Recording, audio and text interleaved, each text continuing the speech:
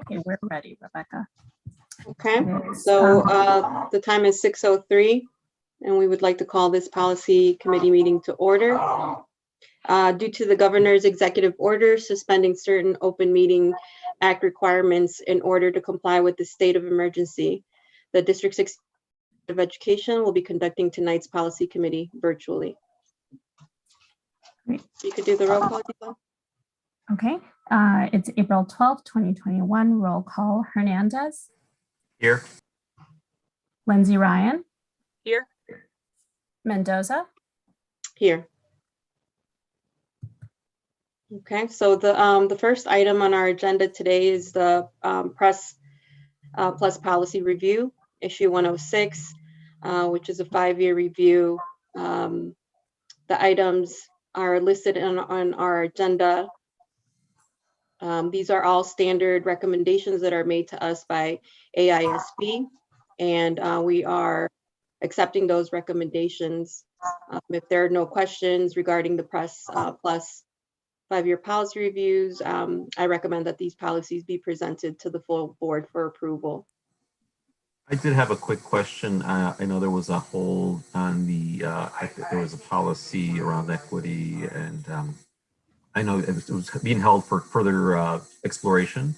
Just wanted to get a little bit more, I mean, the current language or the proposed language really looks at making sure that we're inclusive of all folks, regardless of gender, gender identity.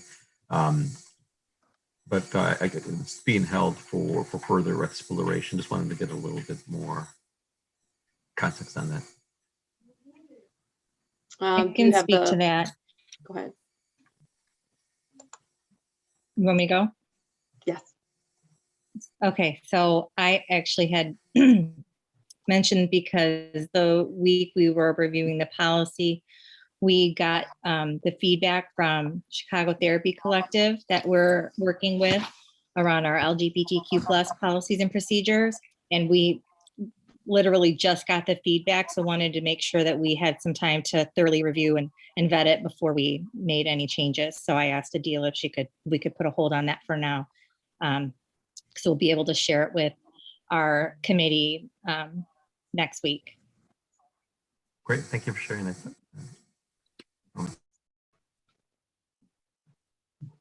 Any other questions?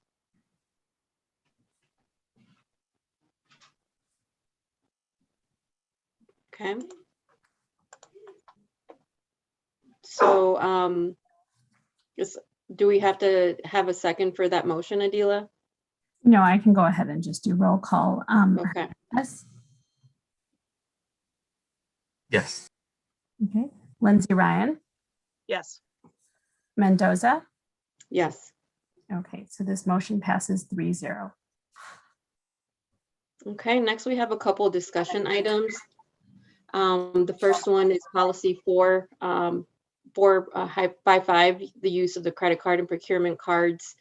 And I think we have this included in our packet, and in an effort to help mitigate our spending and to have better oversight over our financials. This is something that we are going to review. I think, Raphael, you have some information for us on this. Yeah, if the board remember back, I believe in February, we had an audit firm come and do a review of our P-card process.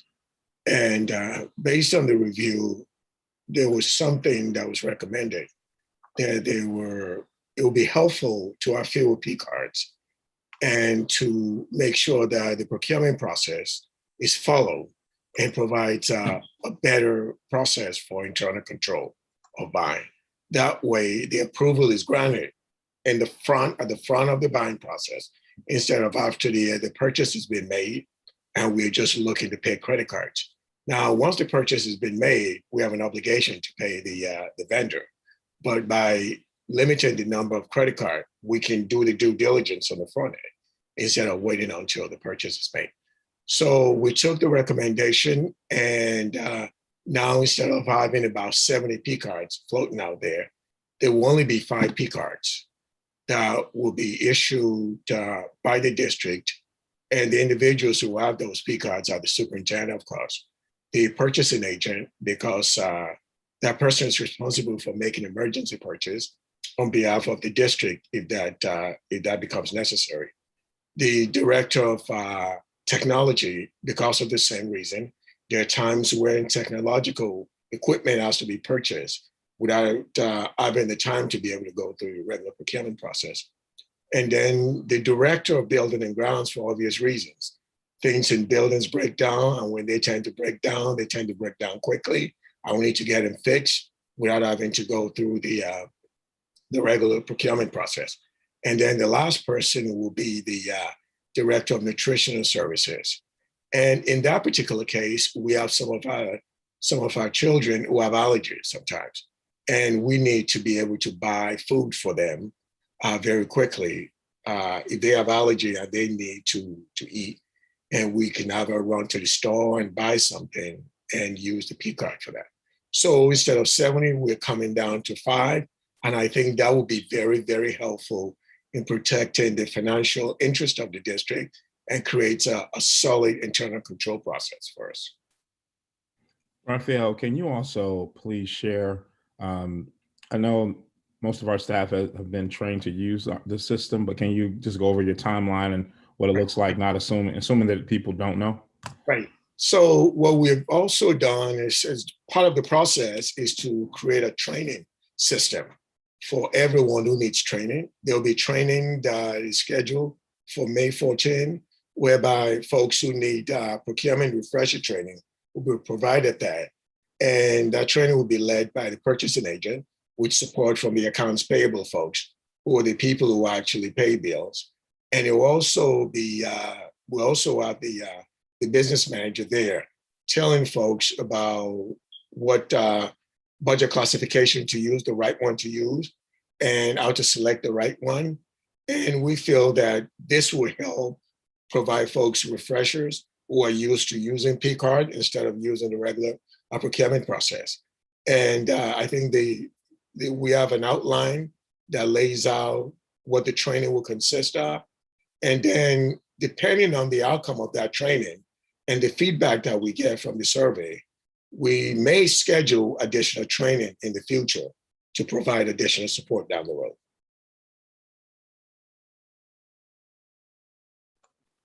Okay, one of the reasons that we had have brought this is just for the larger purchases. We know that in terms of efficiencies, it could be time consuming and slowing down the process, and that's not our intention. I think more so towards the larger purchases, for there to be some more thought put into, as well as time.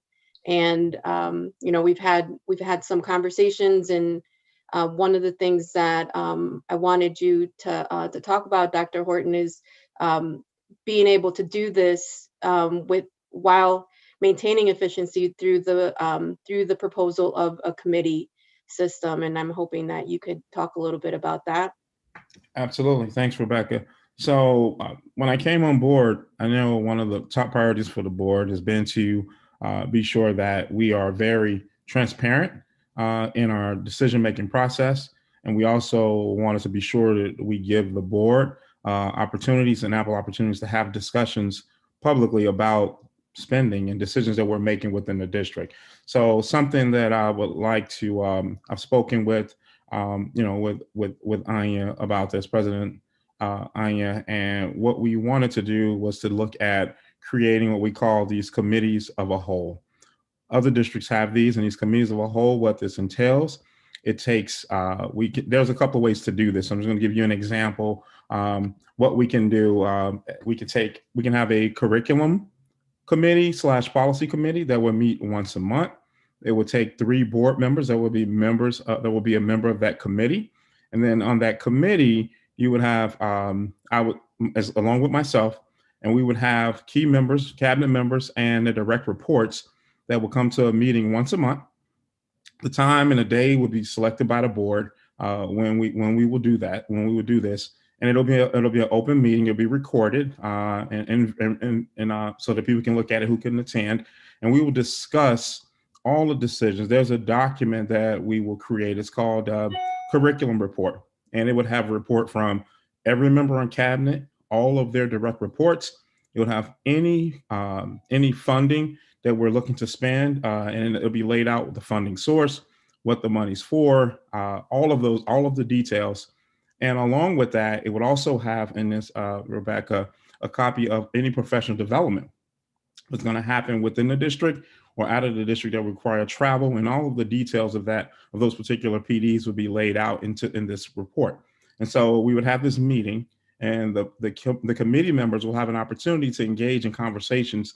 And to be honest, while I know a lot that's happened in the district, it's also a huge benefit to be able to talk to the actual individuals in the departments that are pushing out the work, just to ask questions, to talk about, even recognizing some of the work that they do. I think we struggle as a district with sharing with the community all of the work that our administrative staff does.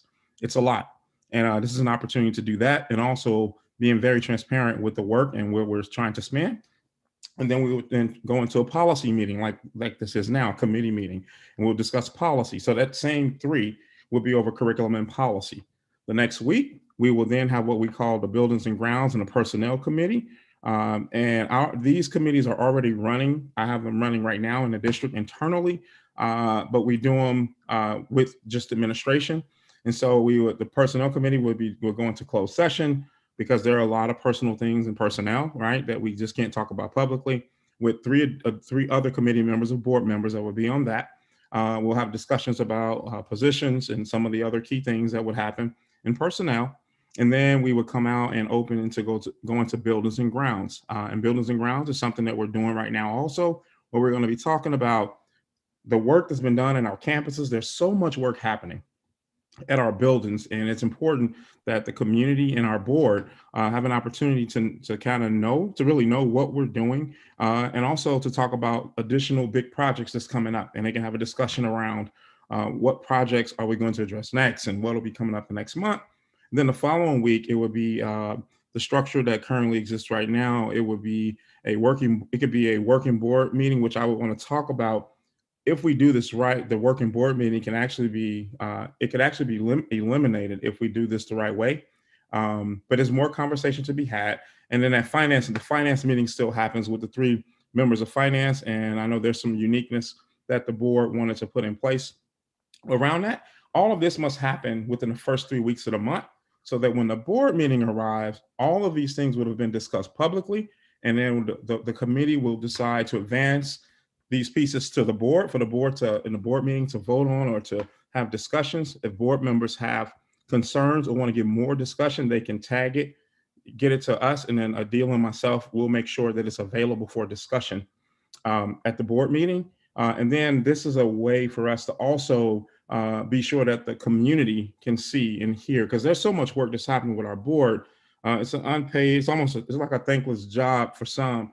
But I know there's a lot of hard work that happens, and I think it's important that people see and hear the conversations and how much the board pushes us, as administration, and to do the work right. So that is really what the structure will look like. And again, these committees, it won't be the same 3 on every committee. It'll be a combination, and of course, then the president of the board will talk with the team and decide what members will be on what committee. But we're talking about 3 committees potentially, and potentially it could be downsized to 2, plus the board meeting, and have these discussions publicly. And so I think this is just an opportunity for us to do something here in Efficacy 65 around transparency that just, it don't happen in many places. And it's so necessary for us, especially with us going down this road of addressing our structural deficit, student assignment planning. Here's an opportunity for us to really lay that. So are there any questions? I would just love to kind of have that discussion right now,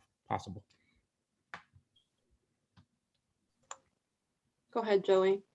I think it's great so these are board committees as opposed to administrative committees. And I think it's great for the board to have the opportunity to differentiate the work.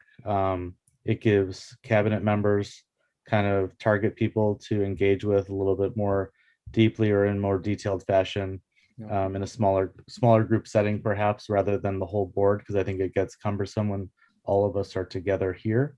And I think it's absolutely a great idea to have a facilities conversation or committee, especially with the student assignment work going on and the discussions around our buildings. I think it's going to be very important for that to be public. So thank you for considering facilities as a part of that grouping. And then also you mentioned that this is a practice that's used at other school districts. So it's not like we're Yes. creating something new. It is a practice that's used elsewhere.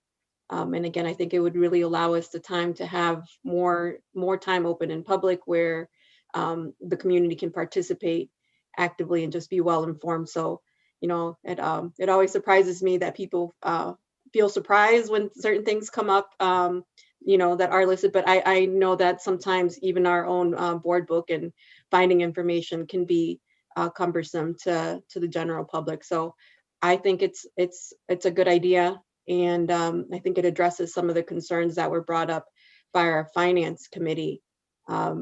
So I don't know could you provide some information just in terms of timeline, like how this isn't in reaction to this specific request for changing of a policy, in more so just something that had been in the works, and when we could expect that change to happen?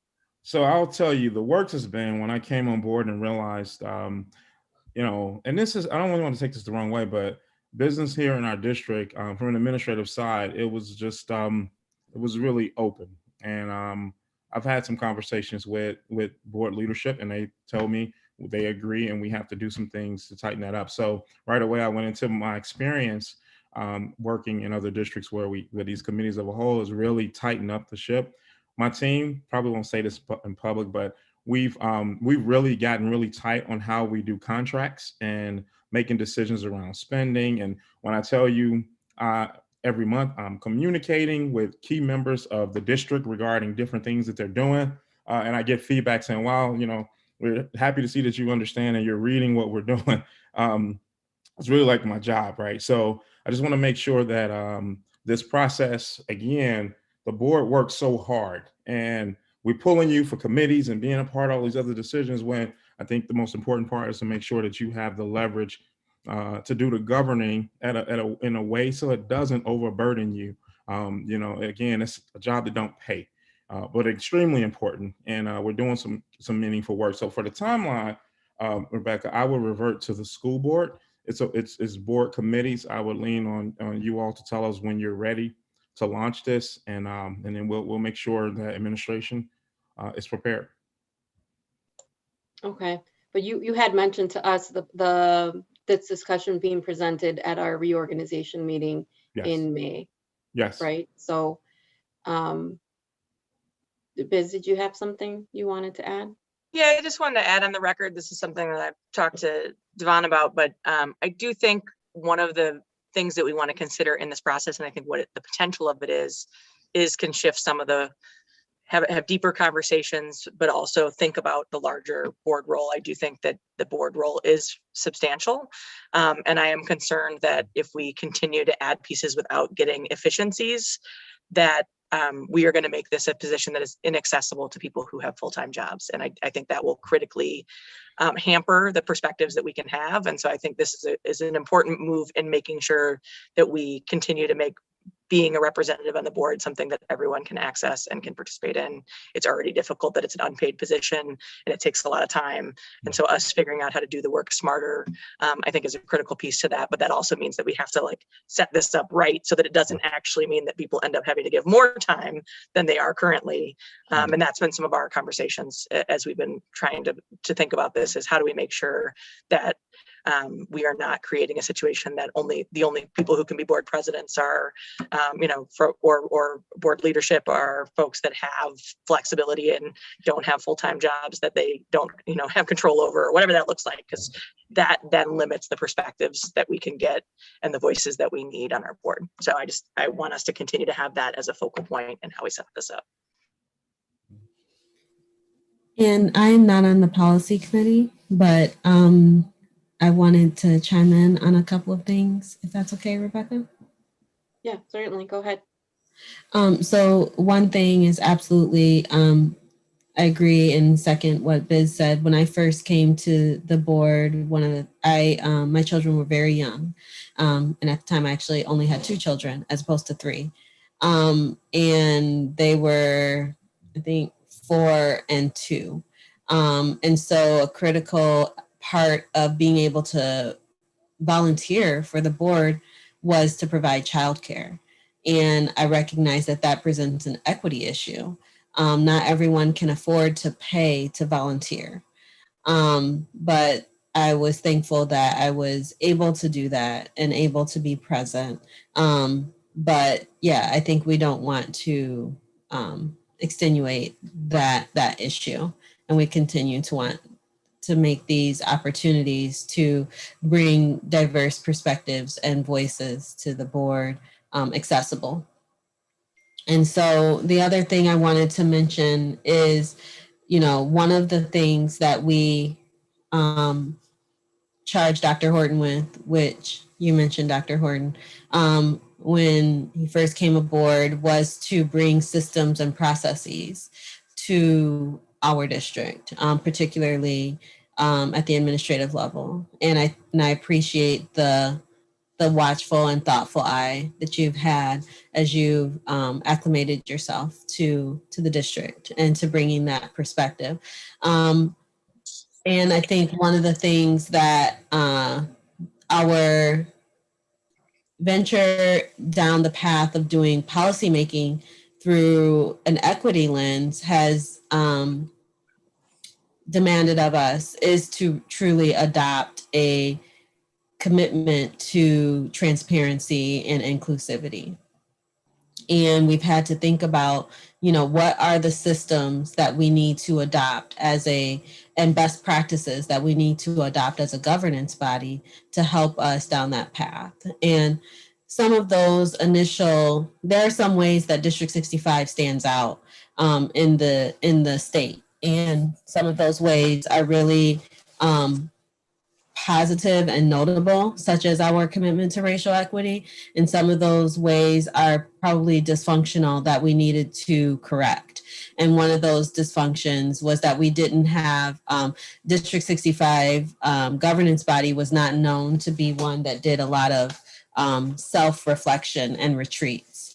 And so one of the things that we tried to add to our work was to do more regular self-reflection and self-evaluation and retreats to add best practices to our board work. And we focused on, monitoring purview, monitoring board agreements and things of that sort. And I think this idea of considering Dr. Horton's feedback about committee structures is a really important best practice for us to consider. How do we incorporate in order to continue to our commitment to adopting best practices for the sake of transparency and inclusivity as a governance body. And so I really appreciate the discipline that it invites our governance body to lean into, to increase our capacity for oversight and adoption of best practices that exist to help boards do this work in a way that distributes leadership and decision making. And we've put a lot of energy into making sure we have agreements and we have best practices that we're applying to our work. And I think we have to, this is an opportunity for us to trust in each other's professional capacity to distribute the leadership among the board, which is something that we encourage as a culture of work throughout the district, right? Deprivatizing practice and distributing leadership and being collaborative. And so I really appreciate the opportunity for us to do that at the board level. And I look forward to being able to have a more formal documentation and robust discussion about this at the reorganization meeting in May. Okay, thank you for that. So in terms of these potential amendments, are we for 455? I know that I'm going to turn to my finance chair partner. Are we reverting back? Are we requesting that we revert back to the AISB recommendation? I know that we will discuss this further, but for now, that's the language that we would like to request be amended. Yeah, I mean, I strongly recommend that we stick with the IASB recommended limits for P-card purchases.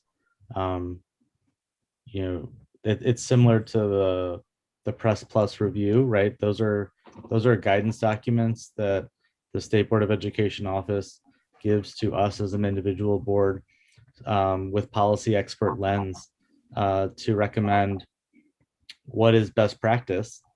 And we just looked at a list of them that was great. And here we have one that's a financial one where District 65 amended it individually to be looser. And I think I recommend to my board colleagues that we amend it and put it in line with the IASB recommended one as soon as possible. So the amendment there says that the only thing that we're changing in this policy is item number 3. Each cardholder other than the superintendent may charge no more than $500 in a single purchase and no more than $1,000 in a given month without prior authorization of a superintendent. And I think our current language allows for $500 in a single purchase and $3,000 in a single month. Right. So that's the language that we are requesting that be amended. Yeah. Okay. I did jump ahead of myself a little bit with 4.60, which we talked about a little bit, but again, it is related. Both of these items have been brought up in just our effort to have, better control over our finances. And for 4.6, the purchases and the contracts, the language that we are requesting to be amended for that is related to contracts in excess of 25,000 to change that from 25,000 to 10,000 as part of item number 1 from that item, which again I think will be initially more maybe slow down a little bit, but I think it would give administration just the need to have these purchases be more thought out. I think that we did receive some counsel from legal and just how that will affect our efficiency. I know it being a large school district, we probably do regular expenses that are in that range, but it would be helpful to have some better oversight over those larger expenses. And you already did talk a little bit about that, correct, Raphael? Yes, I did. My thinking really is that whatever the board pleasure is, we will carry it out as an administration. And I think there's a couple options for this one as well.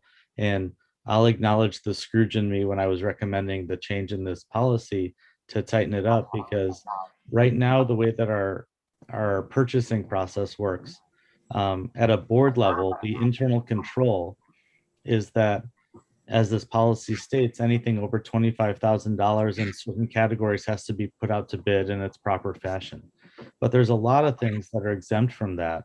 So purchases that can be made where the board's internal controls don't work because we receive it as a part of a bill list or as a part of a P card bill. And what we're asked to do is to approve it after the fact. And then we lose the ability to have the conversation in front of the purchase being made. And that we as a board lose transparency and we lose governance oversight for certain things when it happens that way.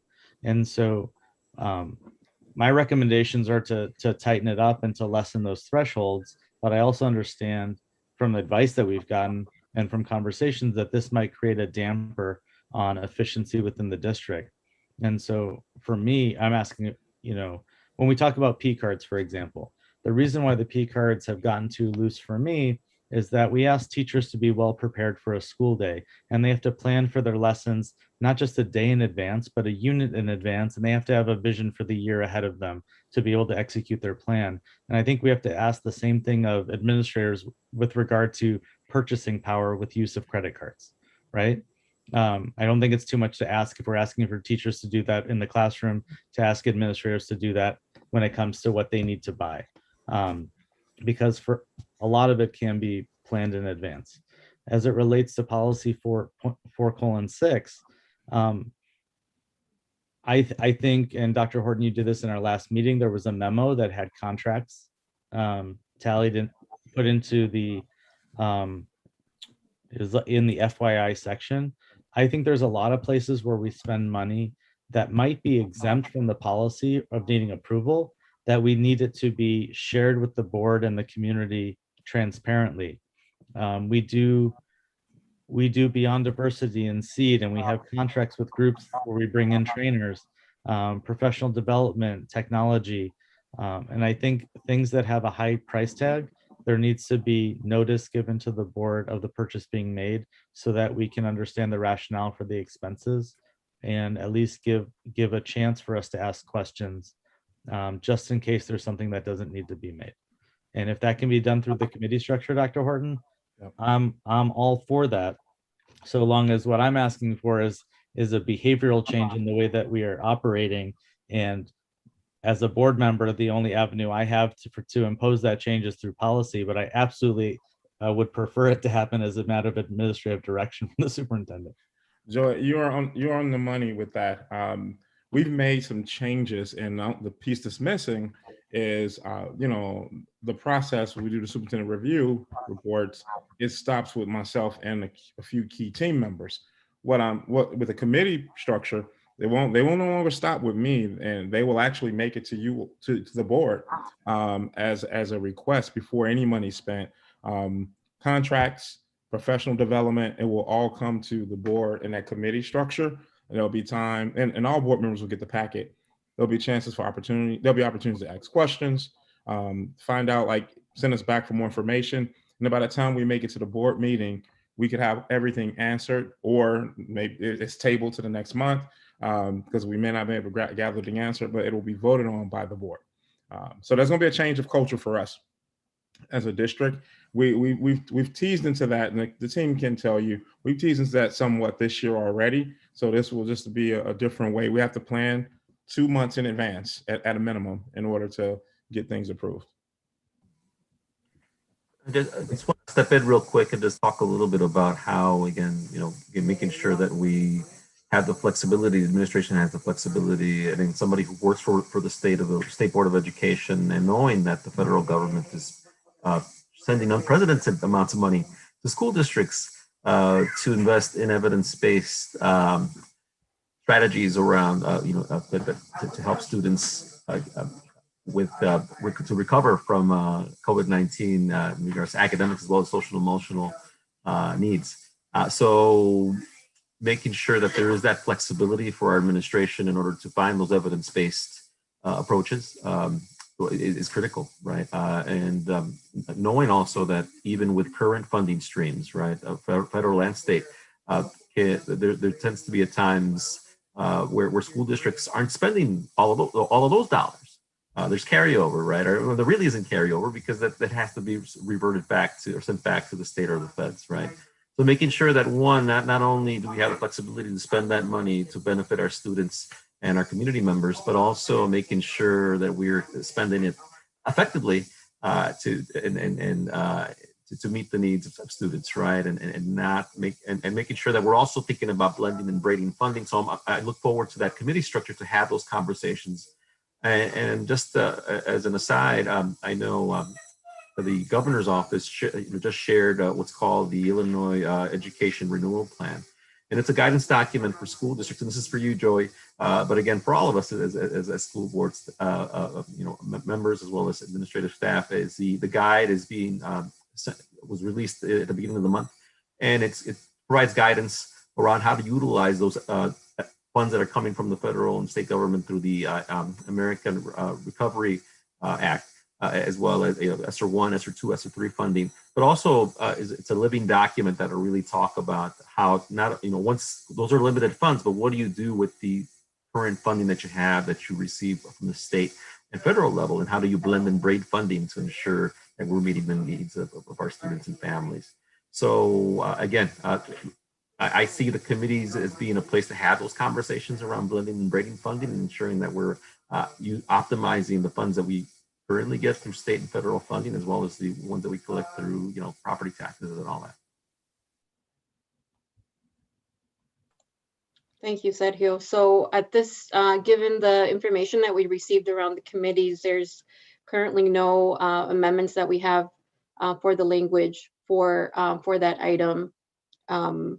Again, I think that we just, want to see, better oversight, better planning, and I look forward to that conversation in May. And that brings us to our last and final item, which doesn't have any immediate recommendations for amendments, but I did want to bring this based on some conversations that we've had in the community with the City of Evanston's Equity and Empowerment Commission, and just feedback that we've received from the community around language access. So we have conversations that we've started. We do have our students that have been identified as English language learners, but we also have a lot of students that aren't receiving services, that aren't in in an English language learning program, TWE. And so I would like for us to revisit the services that that we are offering to our English language learners community as a whole, not just the students. I know that there's a part in the policy that addresses parent engagement, but just some of the examples around the need that we have for translation, and just currently we only have one translator on board, and just refiguring out how we could provide better services. And I wanted to make my colleagues aware of information that was shared with Dr. Horton from the DuPage Federation that does work around language access with cities across the state. And so I wanted our administration to revisit that policy, and also potentially at the next city school joint meeting that we have, that be revisited. So there's the population of our students that we know that are English language learners, and they're providing the services. But if I'm correct, there's an option to opt out of those services. Is that correct? I think maybe that's for Romy. If a person is, if one of our students is not Yes, they can identified, they what? They can waive the services if that's a right. Yeah. Right. So when they waive the services, but the family still needs language access, that's not built into the policy. How we provide services and ensure that those households are given language access resources and services. So I would like for us to revisit that, and how we could do a better job as a district ensuring that we have a language access policy that addresses the needs of our community. And I was happy to see that in your weekly update, Dr. Horton, that there's already some of that work that's underway. So that came after this, this agenda was sent out. I don't know if you could provide a little update on that. And I know that we did already put you in touch with the DuPage Federation. So if you could just provide a brief update on that. So I shared it with Melissa, and I want Melissa. Who else did we include uh, in that share with DuPage Federation? Yeah, I think at this point in time, we're trying to schedule that meeting and then get a time and get some participants.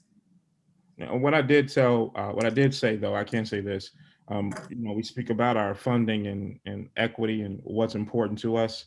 We're going to go for the gold star in the services, and we will add that to our budget proposal for the board to look at and give you some details so you can give us some feedback and make a decision on that. We want to make sure that we're offering the top of the line services for all of our families. So that's what I can tell you. And so we've reached out to set up the meeting. So that should be happening shortly. I just wanted to chime in real quick. And as a practitioner, as a bilingual educator, and if you're a bilingual educator watching this, you may know this situation. What happened a lot of times is that I would be taken away from my students to interpret, for instance, at an individual education program meeting, right? To verify and share information around a student and their special education needs or possible special education needs. So what happens is, again, I did it happily because I really love my the students and families and communities I work for. But again, I'm not a certified. I was not, and I continue not to be a certified translator. And as a matter of fact, now there is a law that was passed January 1st, a mandate around special education to have qualified interpreters at IEP meetings. So again, making sure that we get ahead of the game, and I appreciate having this conversation now, right? Because again, the state made the mandate. The mandate went into effect in January. But again, they haven't provided they're going to provide a little bit of guidance as well as certified trainers that the state will select, where that school district can reach out to get qualified or get qualified trainers, right? And what a beautiful thing that's going on here in Evanston too. I know one of the weekly updates talks about how we've had parents at our middle school through Eleanor Curquiaga's work with ESL families, and they have the translators and they're training parents who saw a need.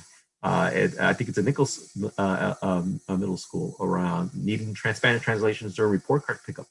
And how important is it, right, for parents to know how their kids are doing in any language, right, in regards to academics, and so that they can help their kiddos.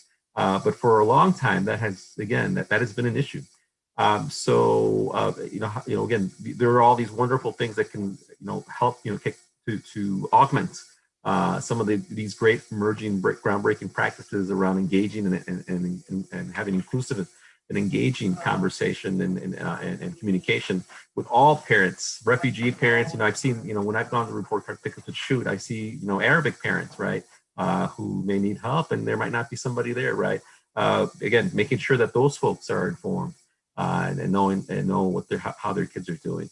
Whatever we can do, right, to open up the lines of communication and information for those parents to make sure that they know how to help their child. And then guess what? We'll see them in regards to academics and social emotional and feeling included in our schools is going to really pay dividends at the end of the day for our school district. So again, this is something that I think that has been always a board priority, but I'm so happy that we have your leadership, Dr. Horton, and that you're reaching out and really trying to make this happen in regards to inclusive communication with our families. Thanks for the resource, though, Sergio. That was really great. They were very responsive. Melissa, can you share a little bit about where we are? Sure. Yeah.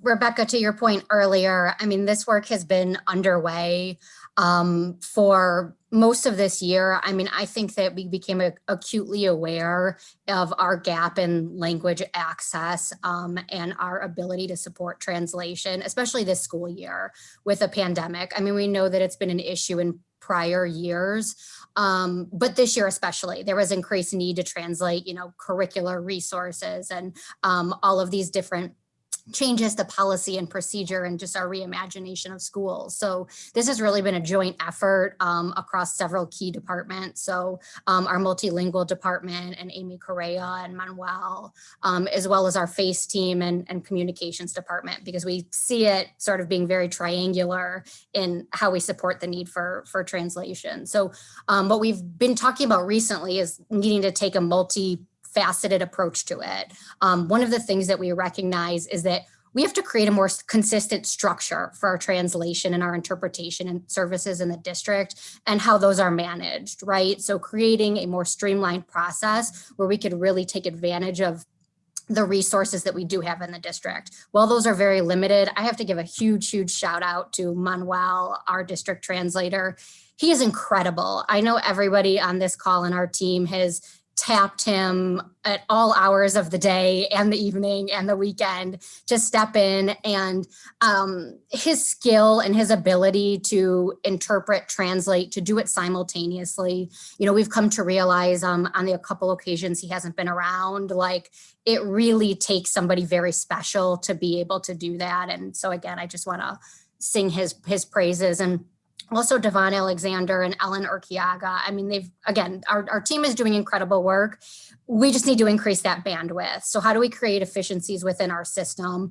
Also, again, the second point is increasing that bandwidth, right? So knowing that our Spanish speaking families, that is our greatest need. There are I think I just heard over 87 languages spoken in the district. So we know there's a lot of language access that we have to be able to provide, but our Spanish speaking families are what we're really trying to hone in on at this moment. So how do we increase bandwidth for translation? That's both at the district and school level, because we know what's coming out of the schools is really critical to families. As much as I want to think that people pay a lot of attention to what is happening at the district, we know that people are reading communications from their child's teacher from the school. So focusing on school level interpretation. And the last piece of it is really a communications piece. And how do we create dedicated information sources for Spanish speaking families? So I've been talking to some colleagues in other districts and actually have a counterpart out in Tennessee who works for a very large district I've been working with.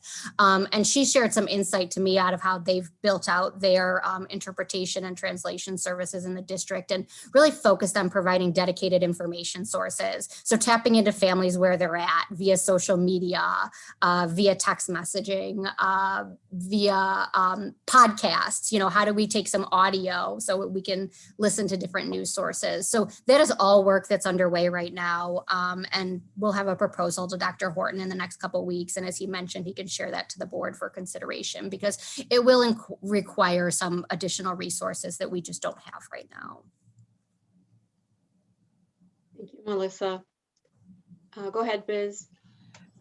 Melissa, I just want to make sure there's two things in that broader plan. And I think, I think we're at a critical moment where the city is talking about this. I hope 202 is talking about this. So I think we can all move, if we coordinate, we can move forward together with something that doesn't have one group not serving folks as well. Let's figure out what the Cadillac is and all do it and advocate through whatever channels and committees we have.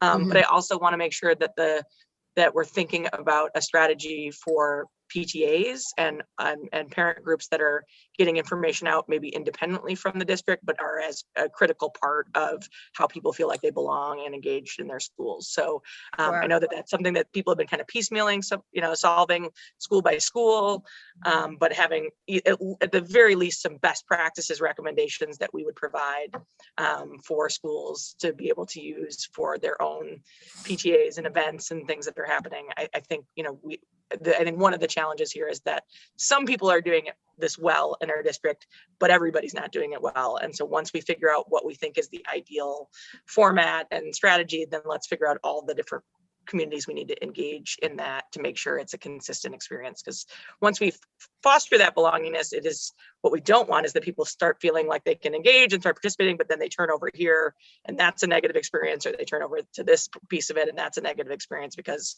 we haven't made sure all of the touch points are at this level. So I think just wanting to be thinking about not just what we as a district communicate and what schools communicate, but then parent communities that are affiliated with our schools, making sure that they're connected into the system as well. Yep, definitely. That makes sense. Thanks, Biz. Right. I think our instructional policy is, pretty set. But I think one of the things, like you said, Melissa, that we've learned through this past year, is the parental, the community piece of it. And just, we need parents and we need our community to fully understand and, be on board to fully support our students. So there isn't any amendment to the policy. We just wanted to make you aware of the things that are currently at work. And like I said, I do hope that the city school liaison or the committee will have a more robust conversation around that. And that was our last item. So without any further business, I will go ahead and adjourn this committee meeting at 6:54.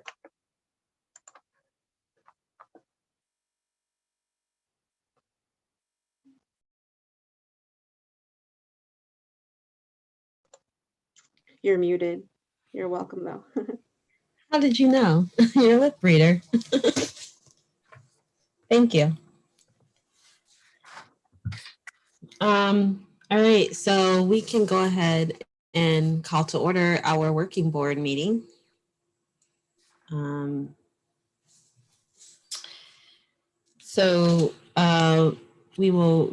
reconvening an open session for our working board meeting at 6:54. Due to the governor's executive order suspending certain Open Meetings Act requirements in order to comply with the state of emergency, the District 65 Board of Education will be conducting virtual board and committee meetings like the policy committee meeting we just had. And before we get into roll call and the business of our meeting, I do want to start us off with our land acknowledgement and acknowledgement of the contributions of the enslaved. We passed the resolution to read this at the beginning of our meetings at our regular board meeting in March. And so this is the amended language that we passed. We take time to acknowledge that the land that we meet on is the traditional homelands of the Council of Three Fires, the Potawatomi, Ojibwe, and Ottawa. This land also served as an important meeting place for Miami, Ho-Chunk, the Menominee, Anoka, Sac, Fox, Peoria, Arapaho, Cheyenne, and other tribal nations. This land has long been a center for Indigenous people to gather, trade, and maintain kinship ties. Located at the intersection of several great waterways, the region has become the site of travel and prosperity. We acknowledge Evanston and John Evans are tied to the massacre of the Arapaho and Cheyenne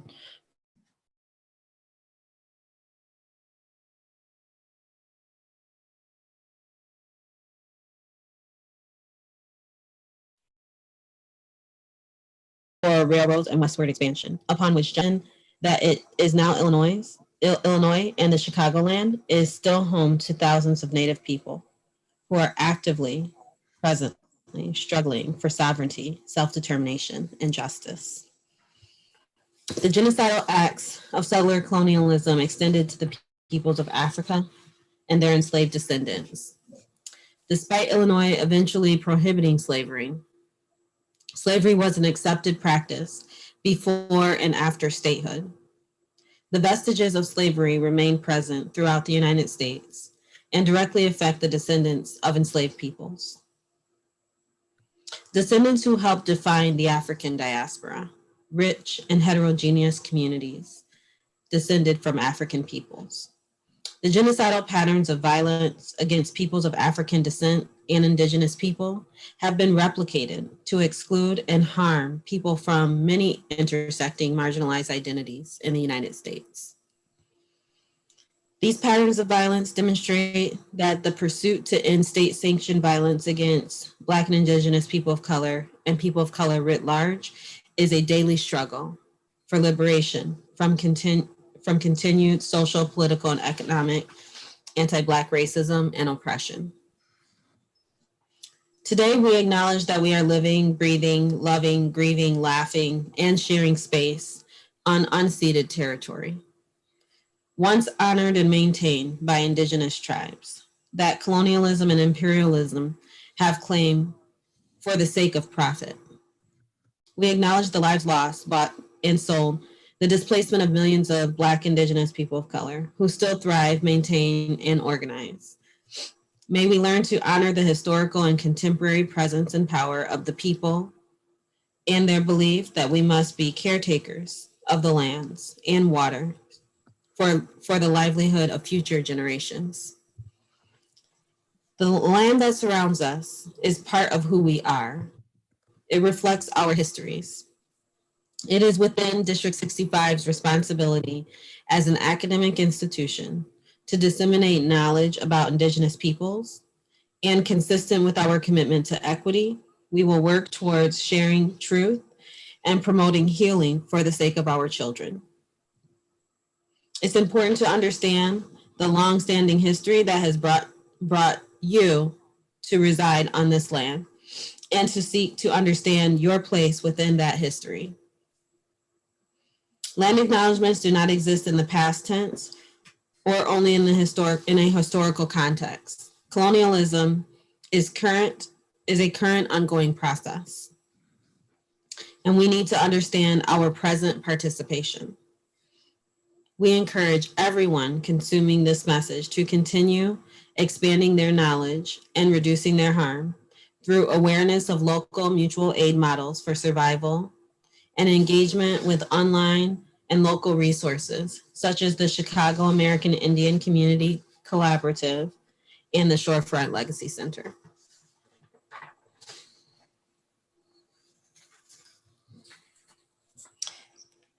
So let's move ahead with roll call. Adila. Kim, Here. Here. Halpern, Here. Hernandez, Here. Lindsay Ryan, Here. Mendoza, Present. Tanya Booty, Here.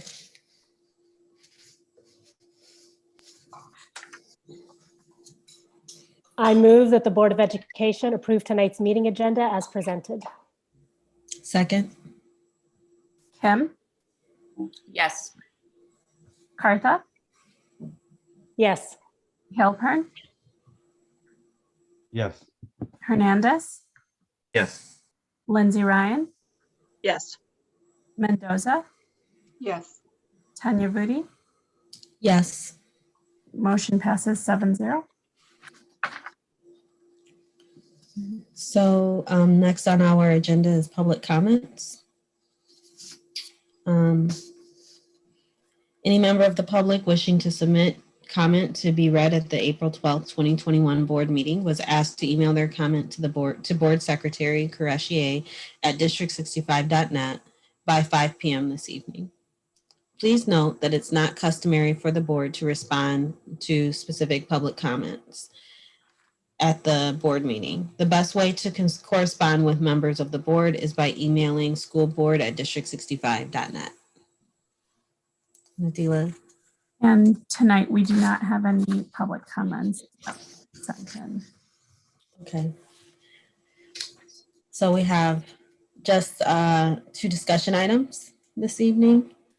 I believe we have Kylie offering the first presentation for discussion. It's our achievement and accountability report. Yes, thank you. I'm gonna go ahead and share my screen.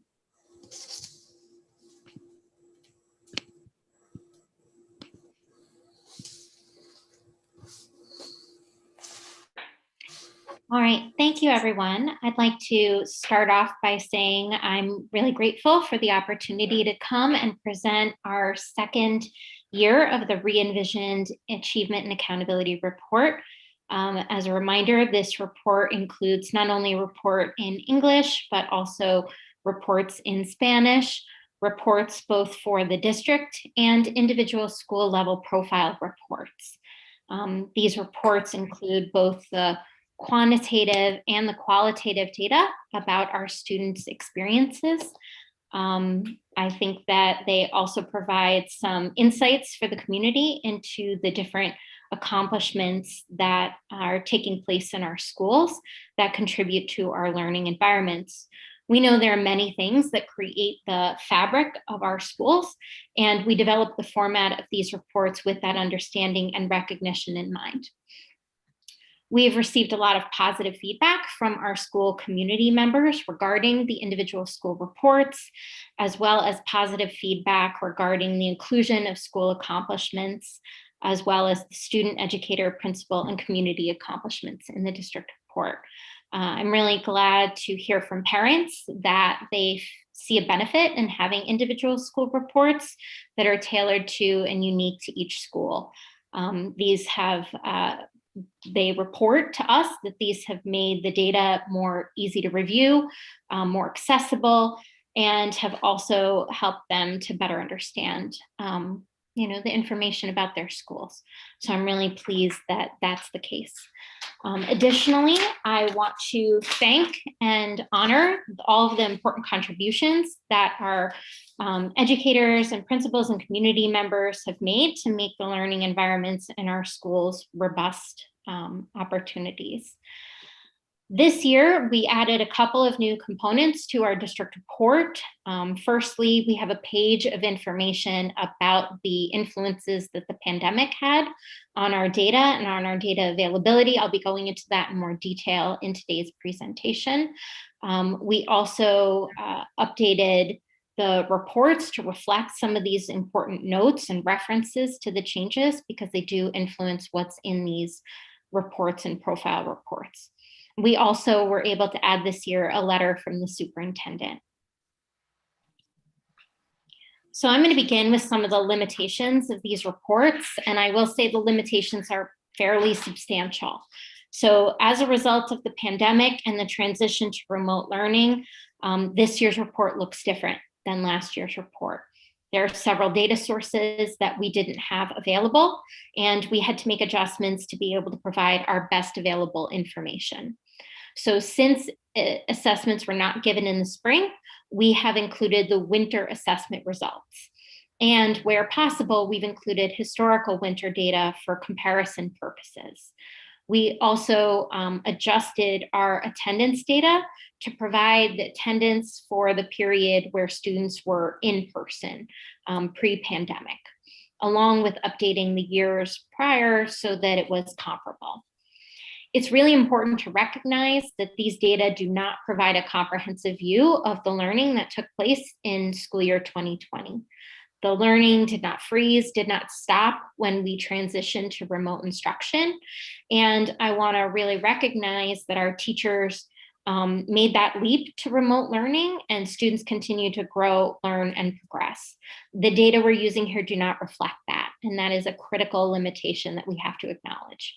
We know this incomplete picture is not fully reflective of school and student progress during the 2020 school year. In a normal year, we wouldn't try to use winter results in a summative fashion to try to understand outcomes from the school year. Winter results are really more progress monitoring, help us understand patterns of student performance, and that would be the use case for that. We would in a normal year be looking at a larger picture of the pattern of student performance and really trying to use the spring scores to be a measure that we look at to understand the culmination of student learning across the full school year. All of these limitations mean that the data has to be viewed with an understanding of what they can and can't tell us. They're the full picture of how students weathered this pandemic and how our student and school outcomes have transpired may take us several years to really fully understand. Certainly, this is an incomplete picture of kind of pre-pandemic outcomes. That's not just for our district that this is going to take several years, but also nationally, really deeply understanding what has transpired. We need to be very careful about the assumptions that we draw using these kind of limited pre-pandemic information here and the data that we have collected this year. So further discussion and foreshadowing about that will also be part of the presentation today. But I want to just make it clear from the outset what this data can and cannot do for us. There were some data that was not affected by the pandemic, specifically our 5 Essentials survey, which took place before we transitioned to remote learning, and also the ISIL data. So those are the key considerations regarding interpretation of these results. With that being said, we can delve into the data a little bit. So here we see information about the Making Expected Gains measure from our MAP assessment. This is winter to winter Making Expected Gains for school year 2020. So this chart shows the percent of students who met or exceeded their individual growth targets on the MAP assessment in both ELA and math. A student's individual projected gains are based on the typical growth of students who had similar prior assessment results. The data provide us with valuable information about student growth patterns, both over time and for different populations of students. Here, we only have 1 year of data.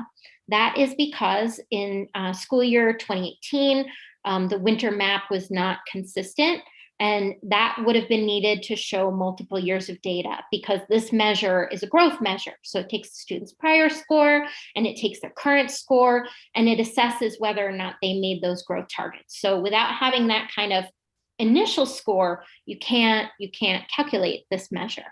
And so that is why we only have 1 year of the winter data included here. As another reminder, this Making Expected Gains measure reflects the NWEA MAP measure of Making Expected Gains, the NWEA calculation of Making Expected Gains, which provides us with the most accurate reflection of student progress without any unintended distortions of the data. Now, in the data, I'm going to talk about some of the pattern that we see. So in the 2020 school year, at the winter administration of the MAP assessment, 62% of all of our students met or exceeded their individual growth targets in English language arts. In math, 52% of all of our students met or exceeded their growth targets. The data shows the gaps by race. So for our in ELA, for our Black students, 57% of students met or exceeded their expected gains, and 57% of our Latinx students met or exceeded their expected gains, while 68% of our white students, 66% of our white students met or exceeded their gains, and 72% of our Asian students met or exceeded their gains. In math, which is the chart below, you'll see that 47% of our Black students met or exceeded their gains, and 48% of our Latinx students met or exceeded their gains. This is compared to our white students, 55% of whom met or exceeded their gains, and our Asian students, 61% met or exceeded their expected gains. These figures are moderately consistent with what we see in our historical spring results. So even though they only reflect the winter expected gains, this is a pretty consistent pattern that we have seen in the past with our spring scores. So this table is also a measure from our MAP assessment. This measure is an attainment measure that shows the percent of students whose RIT score places them at or above the 50th percentile. Typically, as our attainment measure in these reports, we would show the college career readiness benchmark scores. That score is a spring calculation, which relies on the spring RIT score. So without spring assessments, we were unable to calculate that metric. Therefore, we have shared this metric, which shows how many students were at or above the 50th percentile. Students who are in the 50th percentile are performing at the typical or average range for students who are in their grade level. And so this is an attainment measure that we have kind of substituted as a result of the pandemic. But we still think it provides valuable information for the community and for our board colleagues and our schools and students. So another important thing to talk through with this metric is the fact that here we see that we have multiple years of data. However, I want to reiterate that during school year 2018, the winter assessment was not consistent, it was optional, and therefore these winter data from this school year do not represent a full picture of our entire student body or our entire student population. So these data are not representative of all of the student performance, and this has to be considered when looking at the data. It cannot tell a clear picture of student or school performance because it's not fully complete, right? It's incomplete. Now, we decided to include it because we wanted to provide as much information as possible given the current circumstances of the situation, and wanting to be as transparent and informative as we could be. But we do know and we recognize that there are limitations to that year of data. This will be especially true for the individual school reports. So the individual school reports in aggregate, right? In aggregate, the data is a little bit more complete because it pools all the kids from all the schools. But in the individual school reports, it will be even more potentially not representative. So that being said, we're going to talk about what we see here. So in the 2020 school year, 69% of all students were at or above the 50th percentile in English language arts, which is the top chart. That is the same as the prior year's administration in winter. In math, 65% of all students were at or above the 50th percentile, which is slightly lower than the prior year where 68% of all students were at or above. That's a small fluctuation, so we'd want to see if this is a larger pattern as part of a whole. So this data also shows some substantial gaps by race and demographic group. So in English language arts, 43% of Black students and 48% of our Latinx students were at or above the 50th percentile. This is compared with 90% of white students and 83% of multiracial students who were at or above the 50th percentile. In math, 21% of our Black students and 34% of our Latinx students were at or above 32%, 32% of our Black students and 46% of our Latinx students were at or above the 50th percentile, while 86% of our white students and 77% of our Asian students were at or above.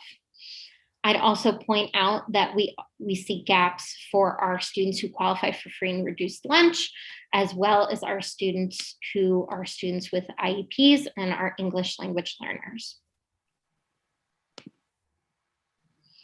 We also include in the report our Illinois Snapshot of Early Literacy, also known as our ISIL data. This is kindergarten readiness data.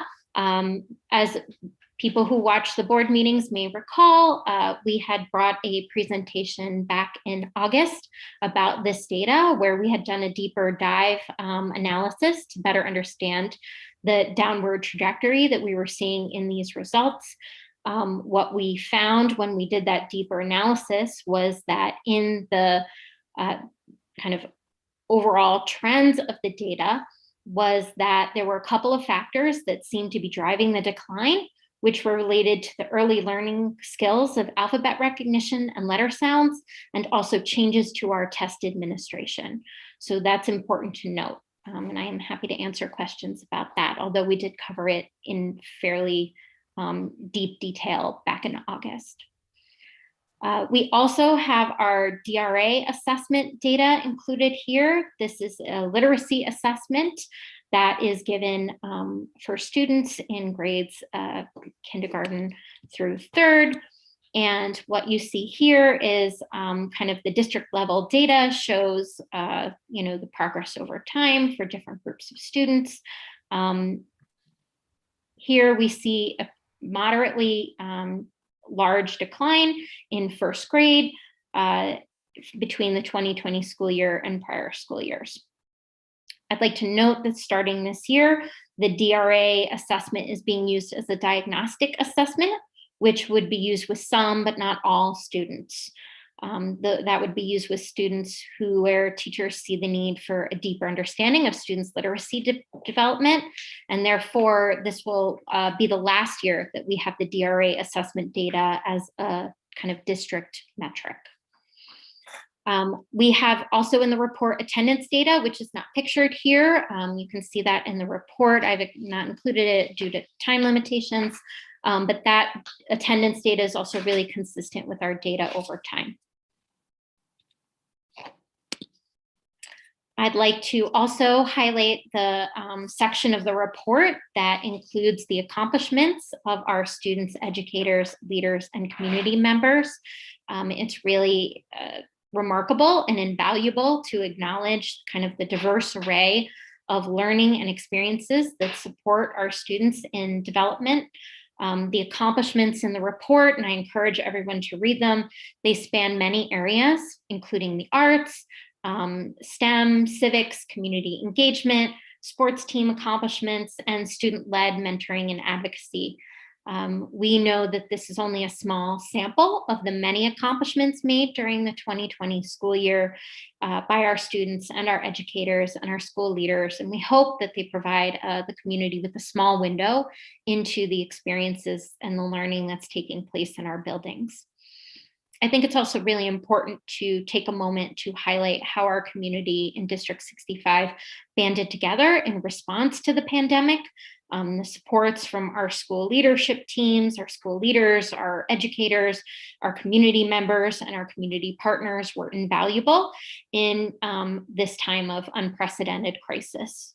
The responses were really remarkable and should be acknowledged and celebrated.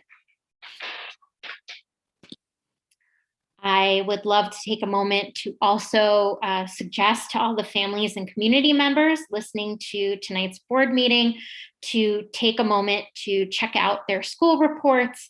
The data included in the school profile reports is consistent with the data reported in the district report in order to provide transparency and clarity of information.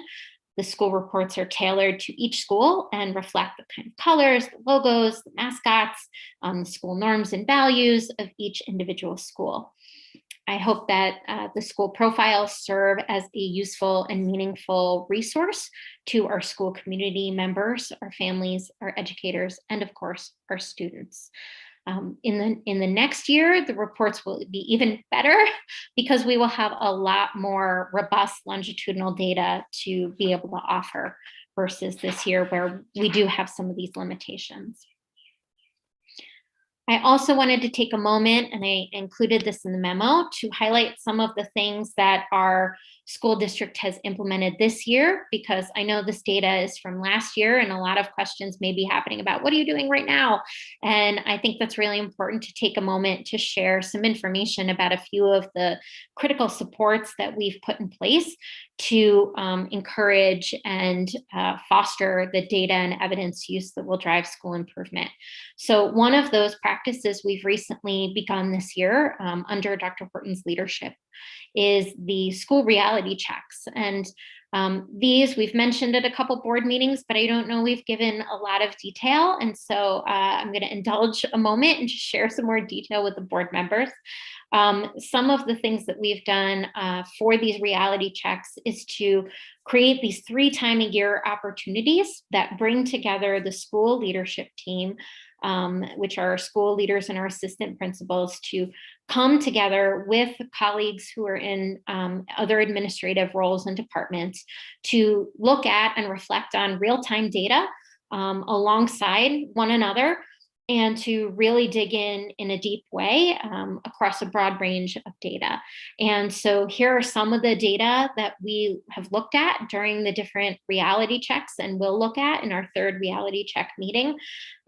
This ranges from academic data to school climate and culture data indicators. This table here just kind of highlights some of those things. This is not, of course, the only opportunity and the only time school leaders are using and looking at data. They have a robust system of professional learning communities, or PLCs, in their schools, where they're digging into data with educators, and school teams are really working together to reflect and learn from what's working and what needs improvement in the classroom and in the school community, as well as other opportunities for the school leadership teams, which are kind of broader group membership in the schools to dig into data. Kylie, can I jump in really quickly and Yes, just say please. the most important part, one of the more important parts with the reality check, as Kylie mentioned, I want to make sure that it hits home, that we have central office members in these meetings led by Kylie's team, along with the school leadership team.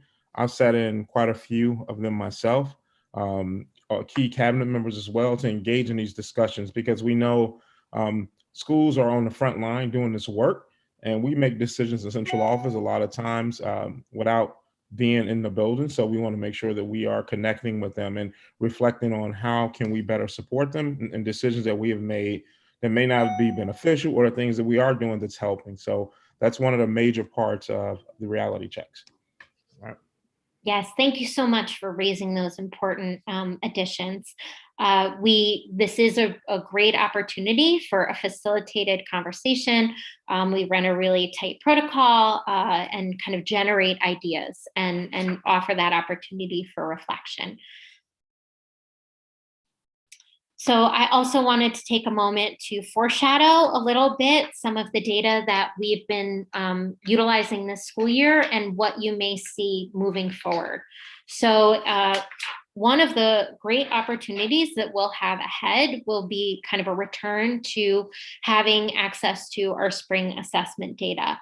Our schools have done a fantastic and really remarkable job at supporting the collection of assessment information during this school year. They've been able to successfully implement the fall assessments as well as the winter assessments, and are looking ahead to our spring assessment window for MAP. Once we have the spring assessment data, we'll be able to kind of look at that longitudinal picture over time to really understand the patterns. Another thing that I want to highlight and kind of foreshadow for the team here and for the community is that the MAP assessment, which is something that is provided to us from NWEA, has been re-normed as of July 2020. That means that this assessment data that we're showing here is under the prior norms. Moving forward, starting with all the reporting we've done this year to the board, and also all of our future reporting, we will utilize the updated NWEA norms. So just to share for our community in a bit of a clearer way, the norms are the measures that help us to look at kind of the distribution of the scores. So where a student's individual score lands in the distribution. They do not change individual student scores or growth targets. The historical data doesn't alter. That data is the same, but it updates what RIT scores create those kind of here's the 50th percentile. Here's what being in the bottom 10 percentile looks like. Here's where, you meet the college readiness benchmark. Those measures change with the new norms. And so our scores are put against those new norms. And what we've done in the Research Accountability and Data Department is we've gone back and updated all of our years of historical data so that moving forward in our future reporting, we're having apples to apples comparison. This way we can have valid and reliable data for the board to really understand kind of the full picture, and for our community members. So that work has been done, and moving forward, all of the kind of recalculated information will be provided. We will go back and update historical data so that it's valid and reliable and accurate. Another thing that I would like to highlight is related to state assessment data. We are waiting to see what will happen in terms of how the state will analyze the state assessment data from this school year. And based on how the state recalculates or addresses incompleteness in that data and missingness in that data, we may have different kind of information to share with the board and with the community. So we will update our process once we see what procedures the state will incorporate in order to account for that. Lastly, we anticipate no implications for our 5 Essentials survey. We actually just wrapped up the 5 Essentials survey at the beginning of this month. I'm excited to report that all of our student and teacher survey data collection at all the schools, we met the threshold, so everyone will be getting reports. And it was really successful, even in the remote context. So we do not anticipate any kind of disruption to that important school climate data. So I know it's a lot of tables. I always come with all the tables and all of the facts and figures. So I know I've thrown a lot out at all of you, and that my memo was somewhat lengthy, but I am excited to take any questions that you may have, and I look forward to our discussion. Thank you.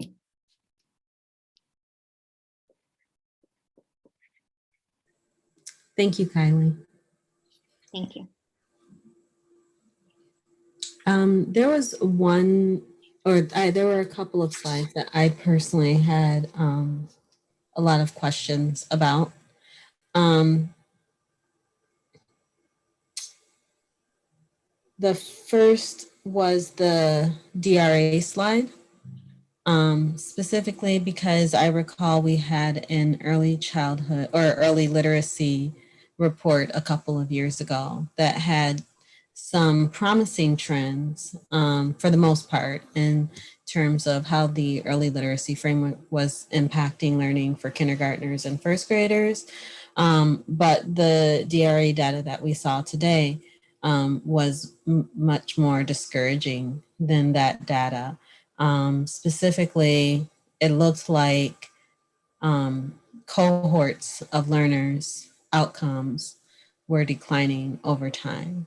And I'm just curious if you all have any specific thoughts about what would lead to that trend and what are the corrections that we are putting in place to respond to that. Thanks for the question, Anya. I think I want to point out a couple things in relation to the DRA data that I think is important for understanding the data that's in the report. Specifically, one of the things that's impacting the data from the 2018-19 administration in comparison to the 2019-2020 administration is that we applied different assessment windows. And one of the things that Kylie has mentioned is that we've been adjusting some of our assessment cycles over time. In school year 19, we administered the assessment between January 17th and February 1st. In school year 20, we were trying out a different assessment model where we were removing the fall assessment. And as a result of removing that fall assessment and relying on spring data, the input that we had was to move that winter assessment window earlier. And so our DRA assessment window and from school year 19-20 actually started on November 20th in comparison to January 17th. And it went from November 12th to December 13th. Whereas the year before, we had gone from January 17th to February 1st. And so really, if we look at that window between November 12th, starting in SY20 and the January 17th in the previous year, is about 6 weeks of instruction that has an opportunity to occur prior to assessment. And I think one of the reasons why we see the largest drop in first grade is there's a really sizable amount of learning growth or reading growth that occurs in that first grade year, and we move kids from a DRA 4 at the end of kindergarten to a DRA 18 at the end of first grade. And so first grade is that point when all that a significant amount of the foundational work in K is taking traction, and kids are really becoming, it's beginning to click, and we're moving forward as readers. And so that 6-week shift in the assessment cycle, I think, really shows up in our first grade data. When I look at the other grades, K, second and third, we do see a decrease, but I think that's a decrease within reason around that 6-week window, the shift in administration. And then in regards to our practices going forward, we assessed with MAP fluency this year because we really, that's our universal screener going forward. And we found that to be, I think, an important shift for respecting assessment time. And we are tracking the progress of our grade levels carefully using that data, but that data is uniquely different from our DRA data. We do continue to have some concerns about our second grade cohort, but I do believe that that is much more grounded in the kind of the timing at which the pandemic hit. And our educators been working hard using the data that we have through MAP fluency and our unit assessments to really focus in on tier 1, their core instruction, and small groups. And so we'll continue to monitor the growth of our cohorts using MAP fluency, and we're interested to see what the spring data will look like for us for all of those cohorts. Thank you. That makes sense. And I may have missed this detail, but is that assessment window change explained in the accountability and achievement report? I don't believe that shift in the assessment window specifically is addressed. The memo does address that we have shifts in administration, but we didn't speak to that one specific one directly. Okay, I think that could be useful information to insert if that is possible, because looking at the cohorts, that was a really concerning decline between the kindergartners of that previous year to the first graders of the following year. Agreed. Yes. Thank you for the recommendation. Thank you. Yes, we'll work to get that updated. And you explained in a lot of detail the ISIL data in the fall. And so I wasn't sure if we were looking at that cohort of ISIL data or if we were looking at a new cohort of ISIL data. So I appreciate you highlighting that this is the cohort that had the shift in the categories of ISIL assessment that were administered to them, correct? Yes, that is correct. Yeah. Thank you. Because the JEH data was so encouraging, I was hoping to see that show up, and we're looking at 2 different cohorts. Yes, it's absolutely. You're totally right. It's 2 different cohorts from 2 different points of time also, because the JEH report was this year fall data, and this is last year fall data. And so it's 2 different cohorts, 2 different time periods, and 2 different assessments. So it's a lot of reasons why that pattern is not reflected there. So yes, thank you. That's a great question. And so I think the other analysis I wanted to hear from you all more about is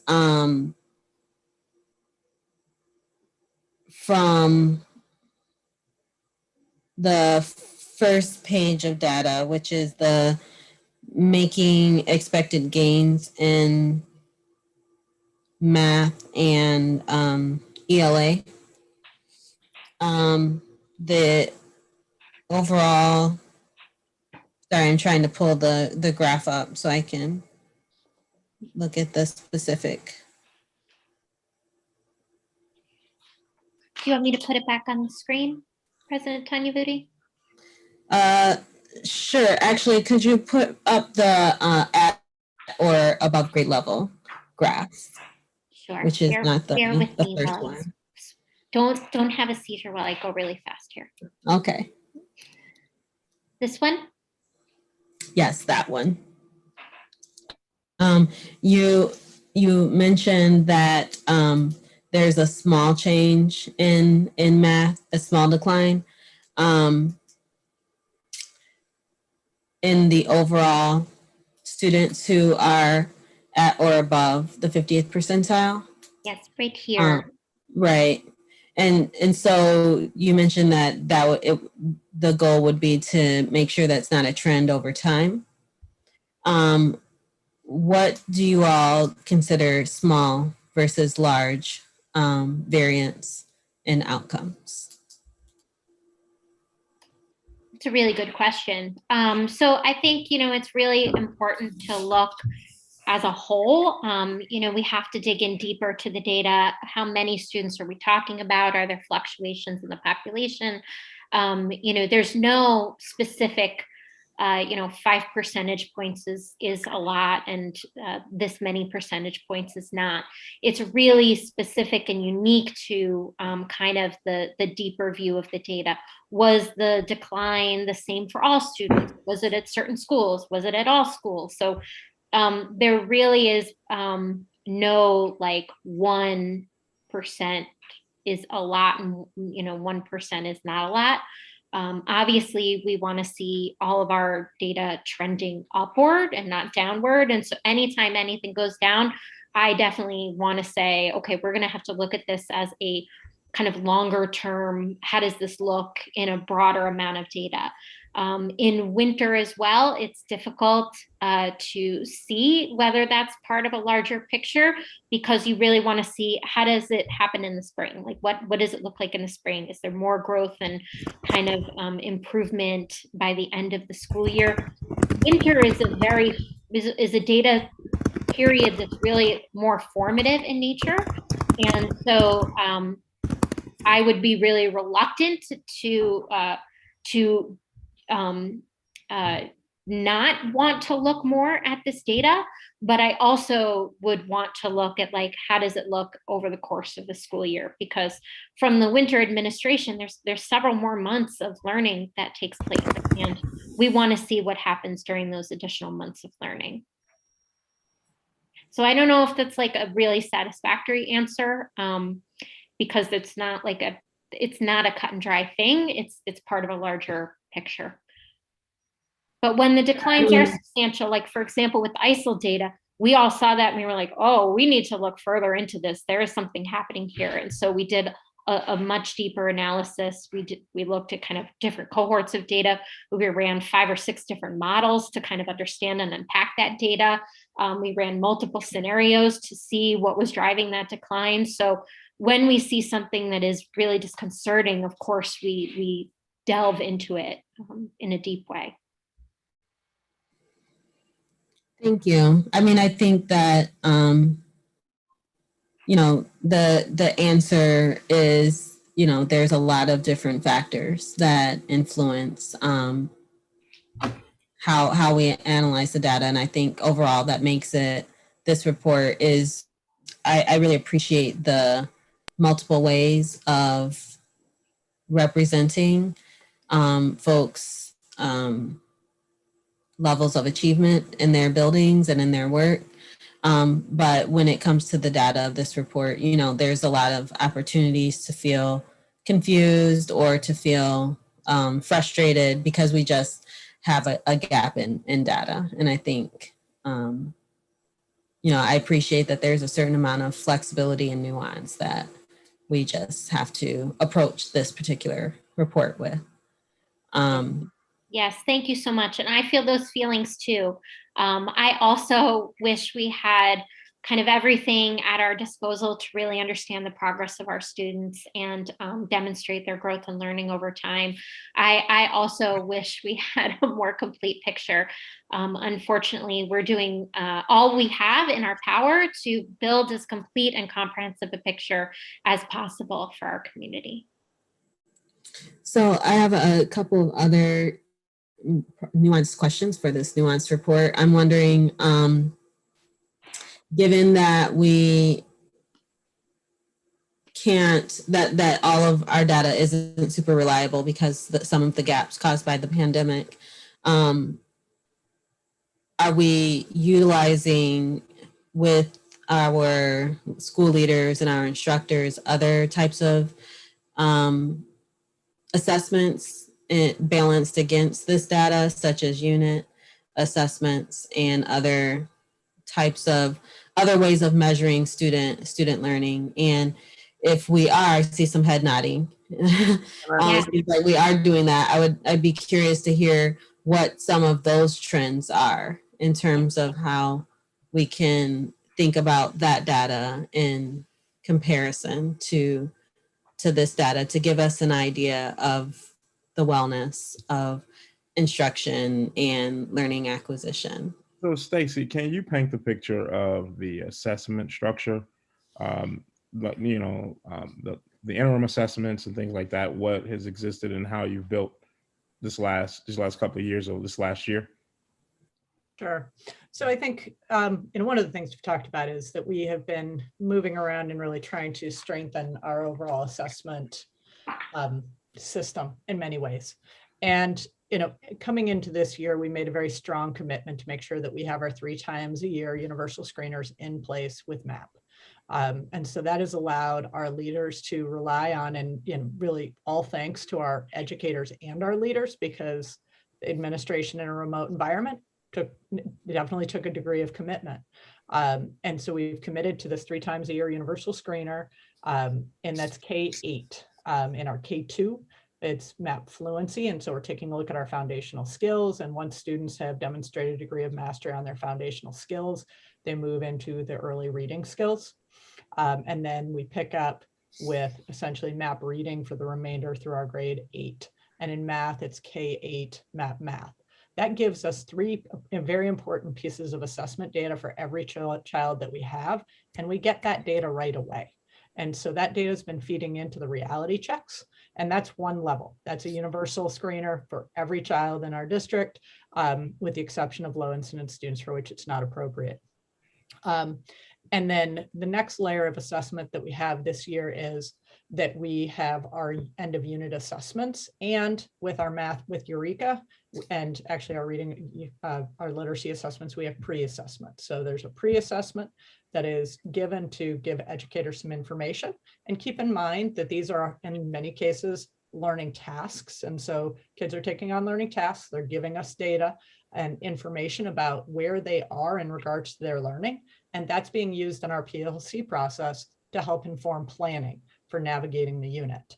Within the structures that we gave to educators this year, we gave them pacing documents where we said, we're expecting that this many units will be taught, and these are the start and end dates. And there's autonomy within that bank to plan your instruction to meet the learning needs of the standards that are identified in the units. And so the pre and the post gives educators some information about where kids are in those skills and helps to inform the planning. And then the post gives us information about how successful our instruction was, so that we can continue to use that information to inform interventions going forward, and also professional learning and improvement.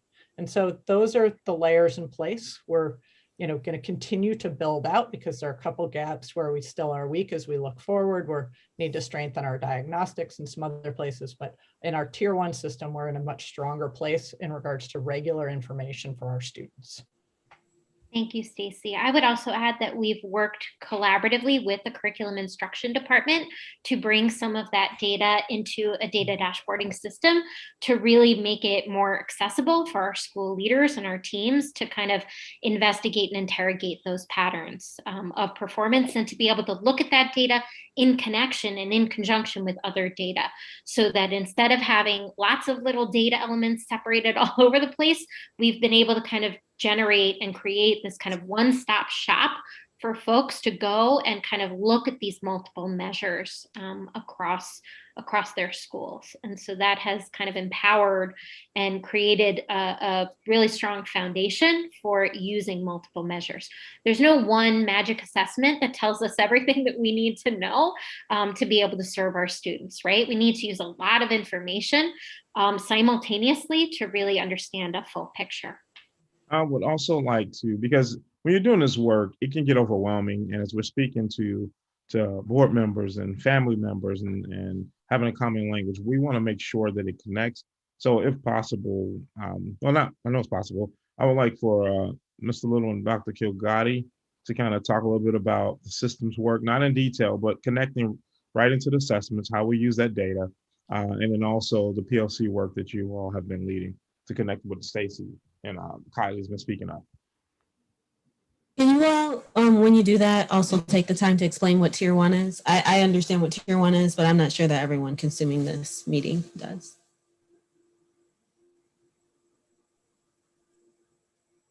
So I could do that. Tier 1 is like the high quality instruction that all students get access to in kind of a standards. It's aligned to the standards, aligned to the grade level expectations. All students have to be able to access rigorous tier 1 instruction. And if students aren't making and demonstrating growth and progress, they may receive additional interventions to help them be successful. And so those would be at tier 2. Or if there are more significant interventions needed, that would be at tier 3. And so building on that, the value of work that we've done in what we refer to as in our System 3 PLC work is really thinking about what the curriculum is asking for and then going a step further, which is what do we want our students to understand? What are we looking for them to achieve in that period of time? How are we going to measure it? And then what happens when students are not achieving it or following suit, and how do we accelerate, for example, in those cases? And so it's really important in our PLC work. Our teachers have really brought together these professional learning communities. Our principals have worked to build these professional learning communities to support our teachers in going beyond what the curriculum expects. We want to move away from, say, I taught the curriculum to, I'm focusing on what students are learning. I'm using data to monitor that, and then being able to assist the student to make the adjustment necessary so that we are improving their outcomes deliberately. It can be a mistake when we focus simply on what the curriculum asks us to do rather than what we see students presenting. Is there a feedback here? I am so sorry. Oh. And kind of piggyback off everybody, when we're talking about System 6, which is instructional feedback and professional learning, we've heard a lot from Kylie about the quantitative data. And when we're talking about System 6, we're not only talking about quantitative data, we're also talking about the qualitative data. And one of our qualitative, all of our qualitative data is housed in Whetstone right now.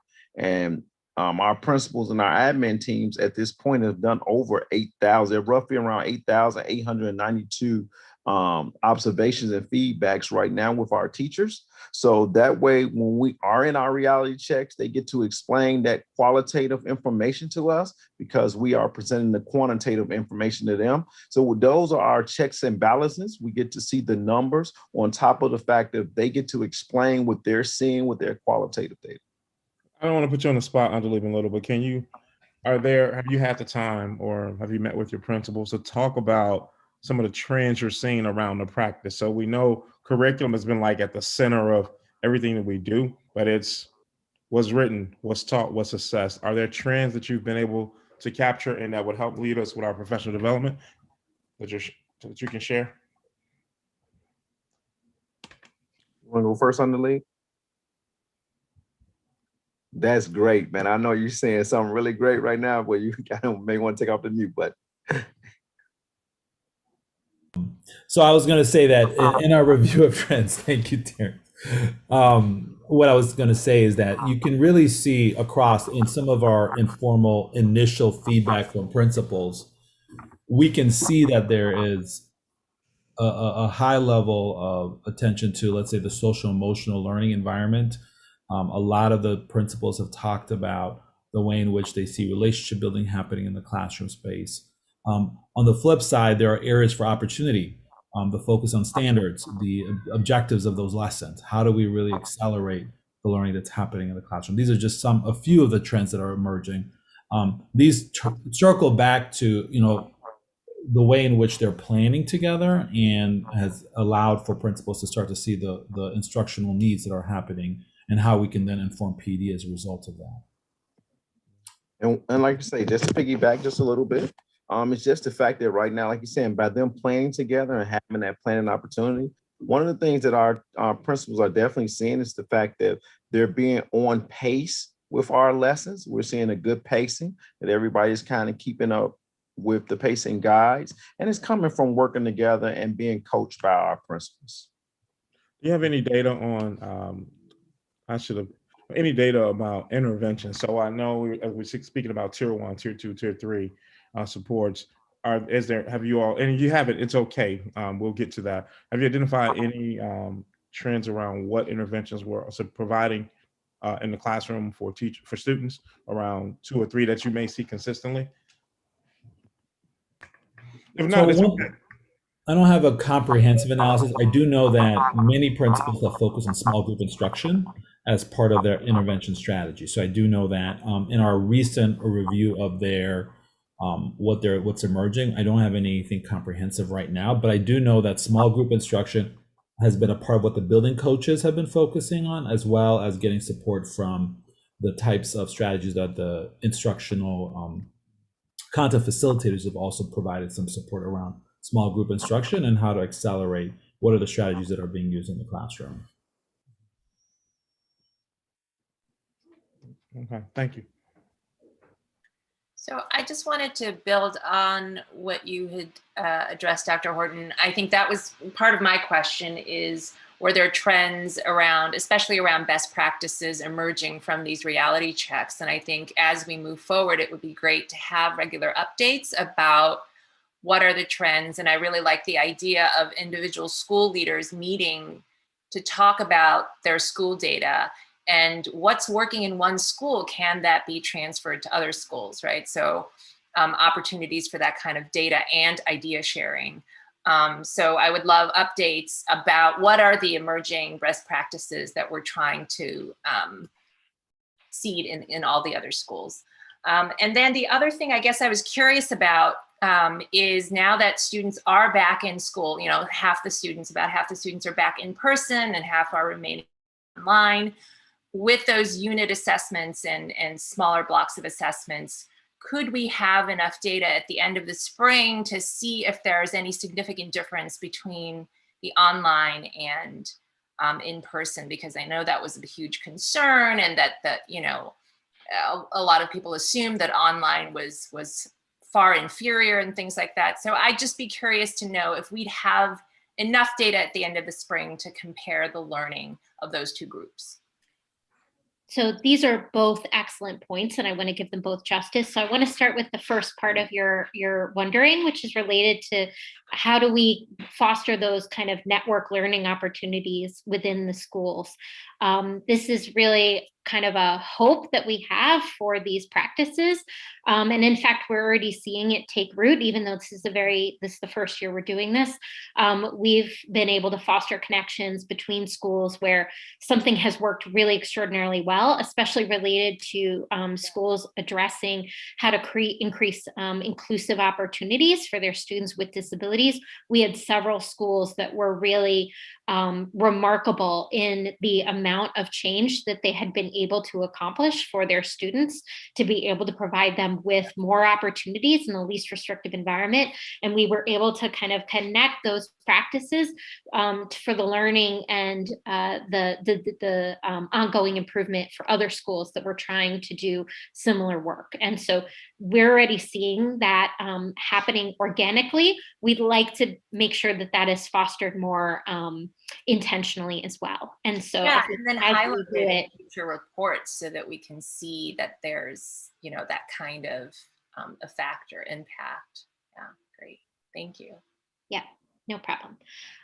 Related to the other question about what can we do to understand and analyze different student experiences who are in different learning environments and had different opportunities. I think that's a really important question. We also need to do some quantitative analysis of the data from this year to really understand. In the fall, we did multiple different analyses of our assessment data to make sure that it was consistent, reliable, and that it was effectively measuring in relation to, because we were implementing the assessments remotely, which we had never done before. We wanted to make sure those assessment results were meaningful and were reliable. And so we conducted several analyses of that. I think that we are going to be doing a lot of applied internal research and analysis of these different the data that we've collected this year to really better understand student outcomes. And so certainly we will take that into, that is already part of, I think, what we hope to better understand, and to learn from. I will also say that we've had some internal conversations about some of the practices that have been implemented this year that were really successful in terms of supporting and fostering connections with students, that we don't want to forget, right? The pandemic was a terrible crisis that we faced in this nation and in our community. But there were also things that happened during this period that were new opportunities for our students and our families to connect and engage with their schools and with their educators. And we don't want to lose those powerful, positive lessons. We want to make sure that we maintain those lessons learned and continue to include them in our practice, even when we're all able to get all students back fully in our schools. And so I think there's tons of learning and work to be done. Well, I'll look forward to hearing more. Thank you. So I think I heard a focus on a number of shifts in practice, and I want to try to summarize them. And then I have a follow-up question, which is, I heard, the focus on applying the universal screeners 3 times a year in order to improve tier 1 and be more specific with the tier 1 instruction. And tier 1 instruction is for everyone, right? That we are doing, going into greater depth as a institution in analyzing this data on a regular basis, not just for instruction in classrooms, but also for consideration of our instructional leaders in the building, increasing levels of observation and support. And I know we also made the shift to having, more specific and greater amounts of professional development with our Mondays. And we also added the instructional coaches to each of the buildings last year. We made that shift this school year. We made the decision last year, correct? So we have like a lot of metrics of change that it sounds like we are investing in our tier 1 instruction, and that also will translate to tier 2 and tier 3 interventions. We also had the previous year the focus on the 7 priorities. And prior to that, we had the strategic plan, and we also were leaning heavily into relying on the early literacy framework for seeing improvement in our outcomes and accelerating learning for our Black and Brown students. So I hear that there are measures of growth opportunities and then plans that are being put into place to pursue those growth opportunities. And then we also have a pandemic. I am curious what now with the data that we have and having had a year of being able to do reality checks with quantitative and qualitative data, what is our theory of change that we should be looking for data indicators as a board to measure how we are accelerating learning for Black and Brown students? Because I will admit that it is heartbreaking every time I see this data that I know does not capture the full aptitude of our students with marginalized identities. And I will shout out that I was really excited to see that there was some anti-racist data at Shoot, some data that was not predictable by race And so that was really exciting to see. And I'm curious if there is learning there, as Sula was mentioning, if there's learning there for other folks. And we saw that really exciting data out of ACC a couple years ago for Black students. And I'm just curious what our theory of change is. We've certainly seen a lot of shifts in practices, but I would like to see the shifts in outcomes too, as I'm sure we all would. If I could just add, Anya, I think what you described is part of what I think we've been looking to achieve, is some type of a comprehensive movement in a direction towards transformative change. I mean, we've certainly had a number of initiatives and attempts and starts and stops. I think what we are engaging in now is somewhat of a doubling down in some practices that are not new, not within themselves capable of helping us to transform this disproportionality that we're seeing. But I do think it speaks to a comprehensive plan within our miracle system, and speaking specifically to a system to support the different mechanisms needed in change. What I'm hearing tonight are a number of actions towards instructional leadership, towards deprivatized practice with instructors, towards a tighter framework on what is written, taught, and assessed.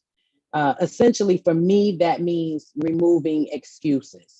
Right. So I think, in the past couple of years, I've noted that there are a number of things that we have going for us as a district, and yet we are kind of stuck in this hamster wheel, so to speak. And part of what I think has been very helpful is that there's now this comprehensive plan to absorb all of these different changes.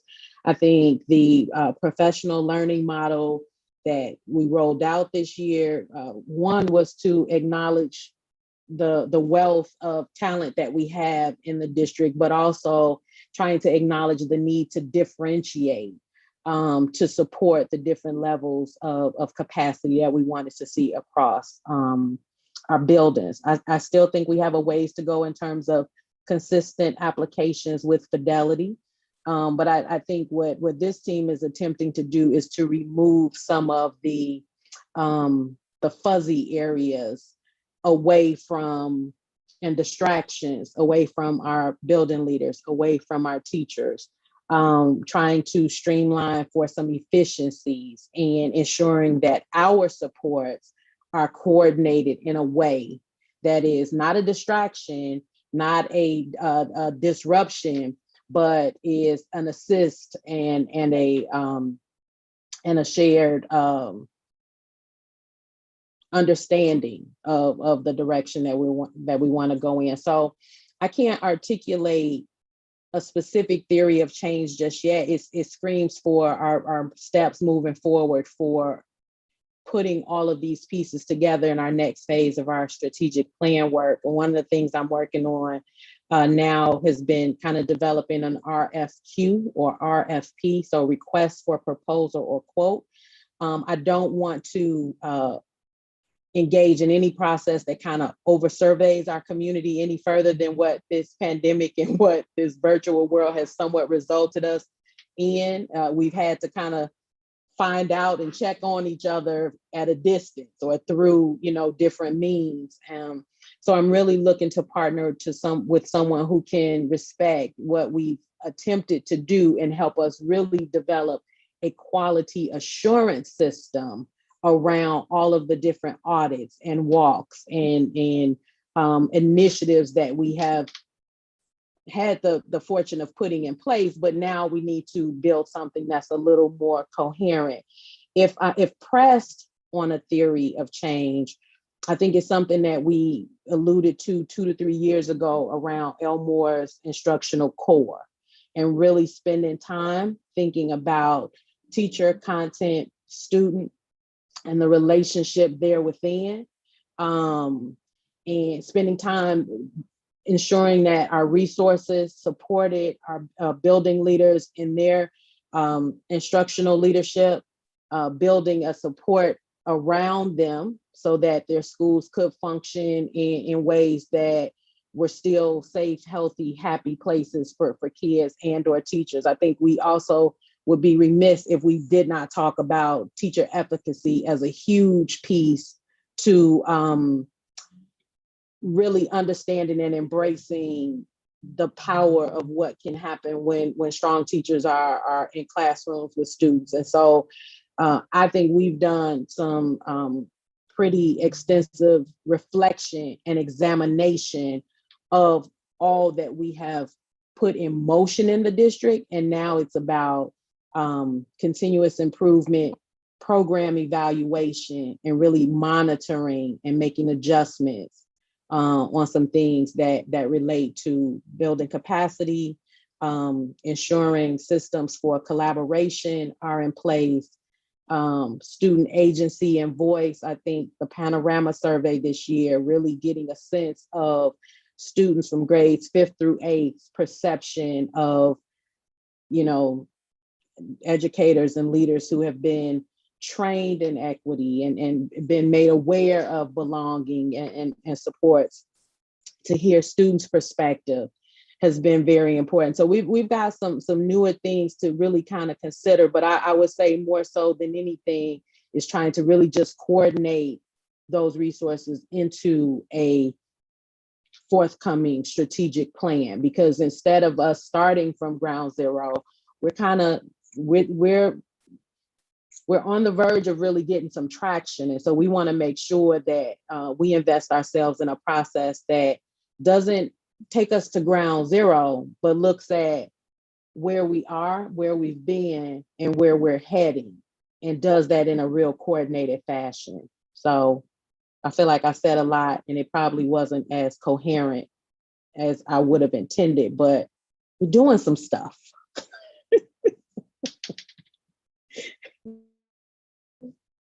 Biz, I saw your hand, and then Joey.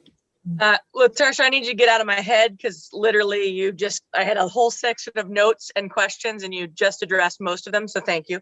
But, you know, I think what I want to drill in on is it seems like the work that we've been doing by building has been really important for us to understand kind of where strengths and challenges are. But that differentiation for our educators in this next phase, that elevating and escalating the skills of the teachers who are doing it right and using them as coaches and mentors, because we do have some people who are having phenomenal progress. And so I think where this intersects for me, Kylie, with the data is, I know we don't always see it by school drilled down that way and by teacher, but I hope that somebody is seeing it by school and by teacher, so that we can say, here's where we need to get as many people connected with this excellent educator as possible and get the mentoring and coaching going. And then here's where we need some real capacity building and support and accountability for educators. Because as we look at this data, my guess is year to year, we have some teachers who are in the highlight column and some educators who are continuing to struggle and need more tools to be able to do what some of the other teachers are doing. So I hope that from a district level that you all are figuring out ways to best differentiate that professional development and support now across the district, when we have kind of the clarity within buildings that maybe we didn't have a few years ago. We would argue also that it really builds off of how our school leaders are able to really support the principals beyond the evaluation system. The evaluation system has value, and I don't want to denigrate that, but I will say that the coaching and the instructional leadership in terms of really giving consistent feedback to teachers. Teachers ask for, in talking with Meg, that's a big ask. And so the thing that we prioritize this year, which you've heard a lot about, which is really building that muscle that was not really developed around weekly, daily feedback around instruction. Instruction is really argued to be a leading indicator for outcomes and achievement. And so to everything that's been said, we could look at the data in sense of what we can predict what the data would tell us based on what we start to see in our instructional rounds, in our instructional domain.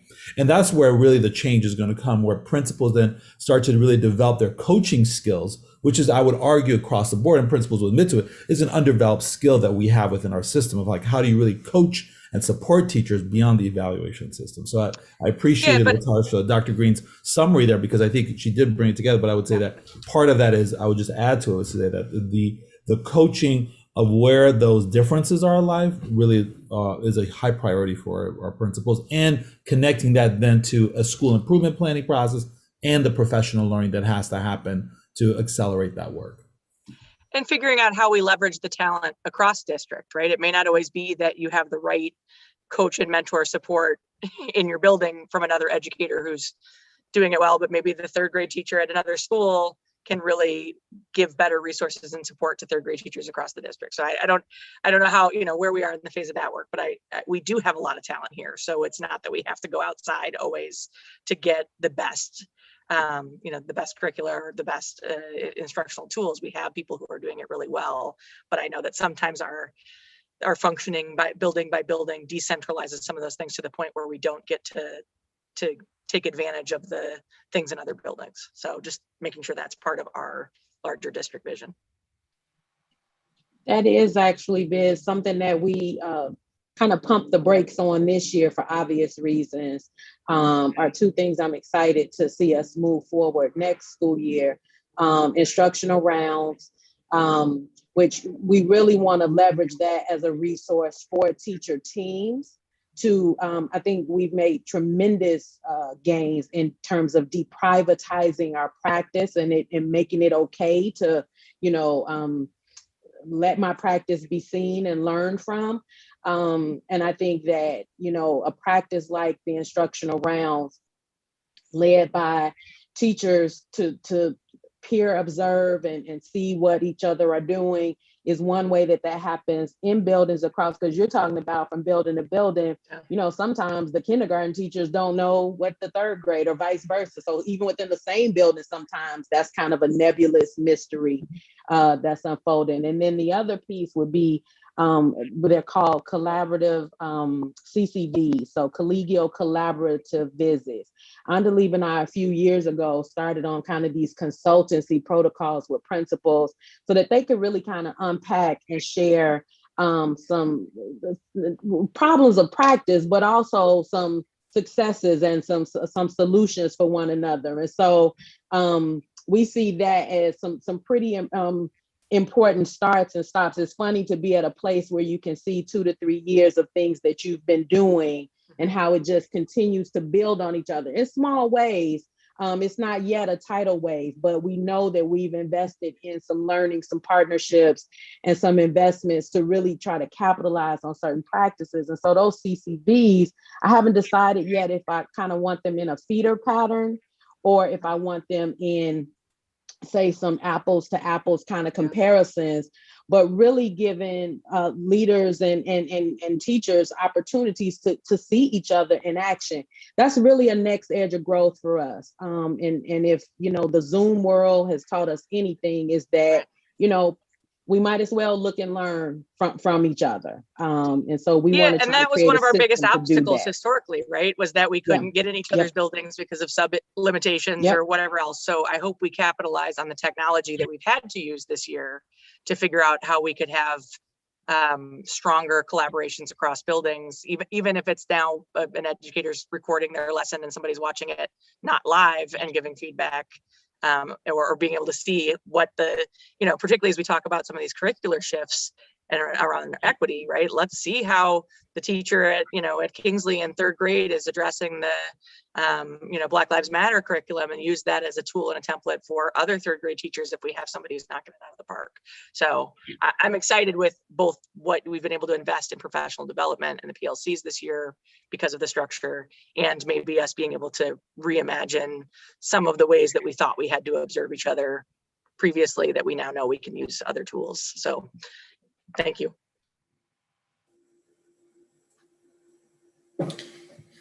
I just want to express an appreciation for this conversation.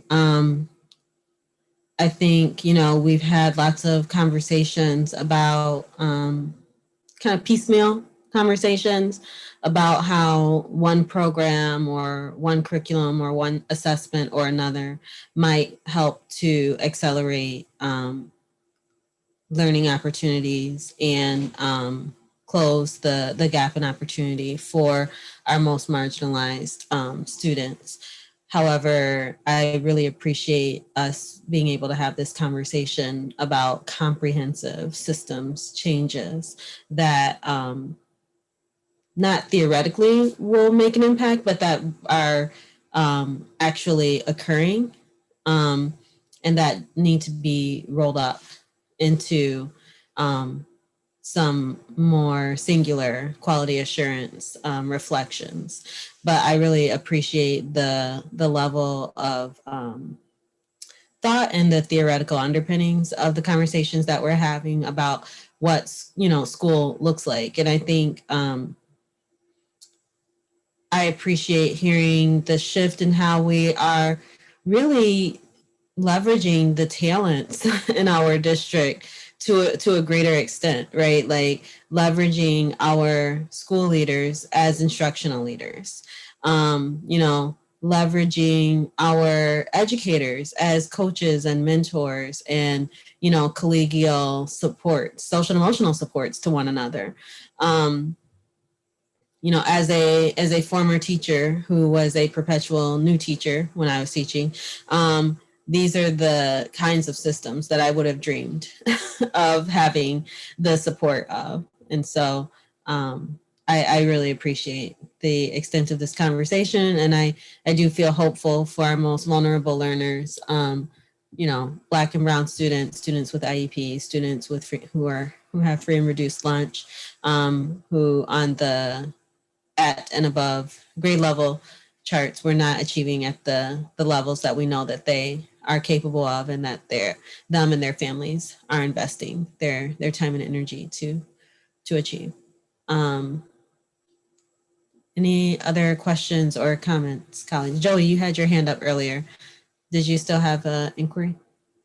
Yeah, I think a lot of it's been captured in the conversation, and I just want to go back. I remember, Kylie, when you redid this report a couple of years ago, it didn't have a lot of this life that this report has. You start out with a lot of positive stories. You start out, Terrence was talking about the qualitative information, and that's the life of the schools, right? That's what sews the relationships together. And I think it's more important now than ever to remind people that those things exist, and those people exist, and those experiences are happening in our buildings with our people. And so thank you for capturing it the way that you have, the entirety of it. So I preface there before I get to the what is this conversation about, for me. And I look back at the past 4 years, and I think about the work we've done with the equity work, and we've invested in training all of our adults with Beyond Diversity and SEED. And our data point at the time, or that I was introduced to at the beginning, was our high suspension rates for Black and Brown students. And that exclusionary practice. And one of the outcomes that we looked for in our training of the adults and to the equity work and restorative practices in our buildings was to keep kids in the building so that they can be available for high quality instruction more, right? And when I think about some of the stuff that we've been doing the past, couple of years, Stacy's up against a new set of research for foundational skills, and that's like rocking the primary literacy world, which is a high need area for us. We're revamping with new resources and new programs, middle school math, with the same vision to try to lessen the predictability of race in student outcomes as they go through it. And I wonder where the space is here for a type of program evaluation that isn't site specific, that isn't teacher specific, right? Where we have these holistic approaches attacking the entirety of a grade level or a section of our population, to report out on where we are in that journey. And I go back to the example of the equity work. We started by training the adults, like, you know, bringing in education. The data point for suspensions was still there. We get into restorative practices, which was still about training adults to try to change behavior, and the data was still there. And eventually we had a vision for data getting better and suspension rates come down. And you know, I would still love to see in the strategic plan world, Dr. Green, you know, here's our plan for the next 5 years as we try to tackle these practices institutionally, with expected data points along the way that we can then in this report out on. Are we with that target or not? Are we ahead of it? And if we are, great. If we're not, here's why we think not, right? Knowing that those goals might be beyond the scope of reasonable prediction. But it comes from a place of you talk about, I want to celebrate our teachers, but I also want to realize that education is something where people stay in a similar place for a long time, and research has changed what we know about teaching reading, right? So how do we get to our educators to help them to learn better and do better with what we know is now out there, right? And I think that's what I'm looking for future. You know, I think I got from this report what I expected, which was lots of good stories, similar data to what I expected, and wanting to have a discussion about institutionally how we can do better. But I would love to see where that fits into both the strategic plan for the board, but it has to obviously be paired with program alignment and your ability to track that progress and have a vision for it forward, if that makes sense.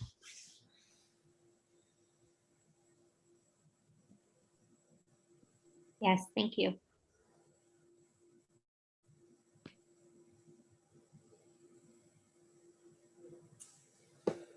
Thank you, Joey. Did anyone else have any questions or inquiries about the accountability and achievement report? Okay.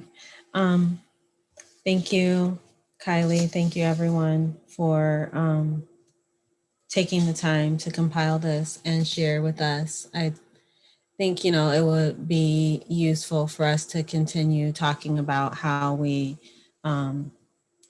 monitor, how we're going to have ongoing discussions about the systems changes and our growth targets, and how we will report out on that in a public fashion, because we want to honor the amount of work that it takes to compile a report like this, and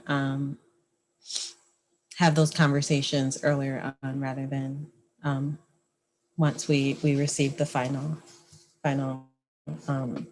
work. So thank you all. I do want to move on to our last discussion item. Anya, I just had a really quick comment to make. I know that since we changed the reporting format, it would be helpful if there was some sort of way to find out if parents and community members are actually finding the changes helpful.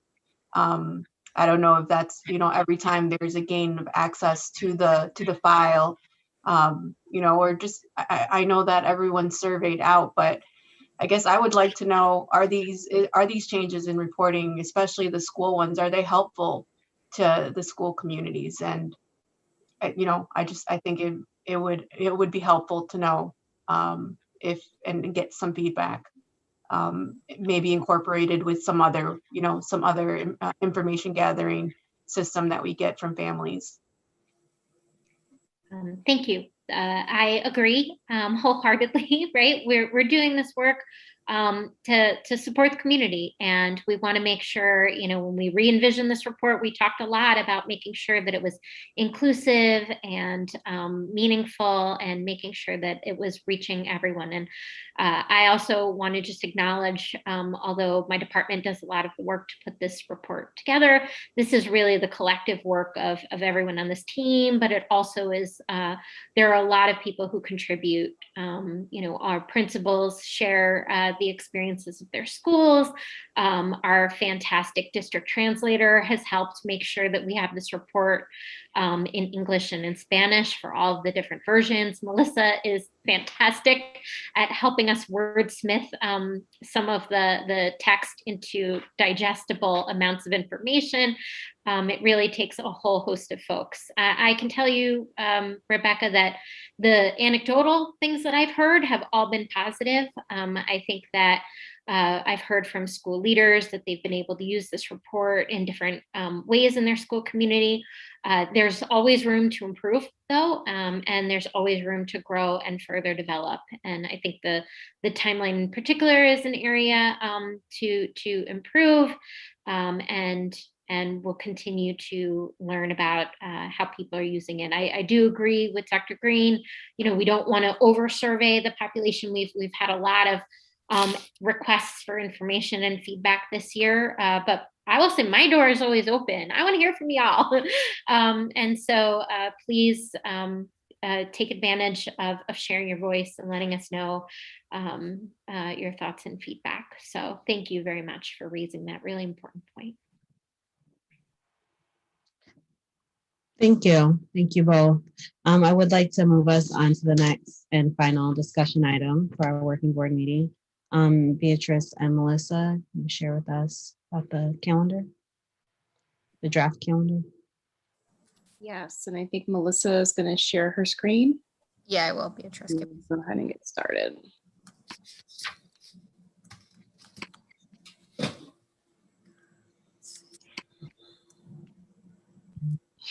So we just had a couple of slides that we wanted to just walk you through very quickly to support the board memo. And actually this conversation is very timely because we just talked about all the important work that needs to happen. And in order for that work to happen, we have to have a sound academic school calendar. So that's really the goal as we're preparing the school calendar, is to have a calendar that supports instruction and to the best of our ability that also meets the needs of our community. So I'm going to start with Melissa, if you want to scooch there, thank you. So we have a few objectives. We need to make sure that our calendar is, of course, in alignment with what's required under Illinois School Code. So we do need to make sure that we have 176 days of instruction. One thing I just want people to keep in mind is that our school calendar does also inform our work calendars.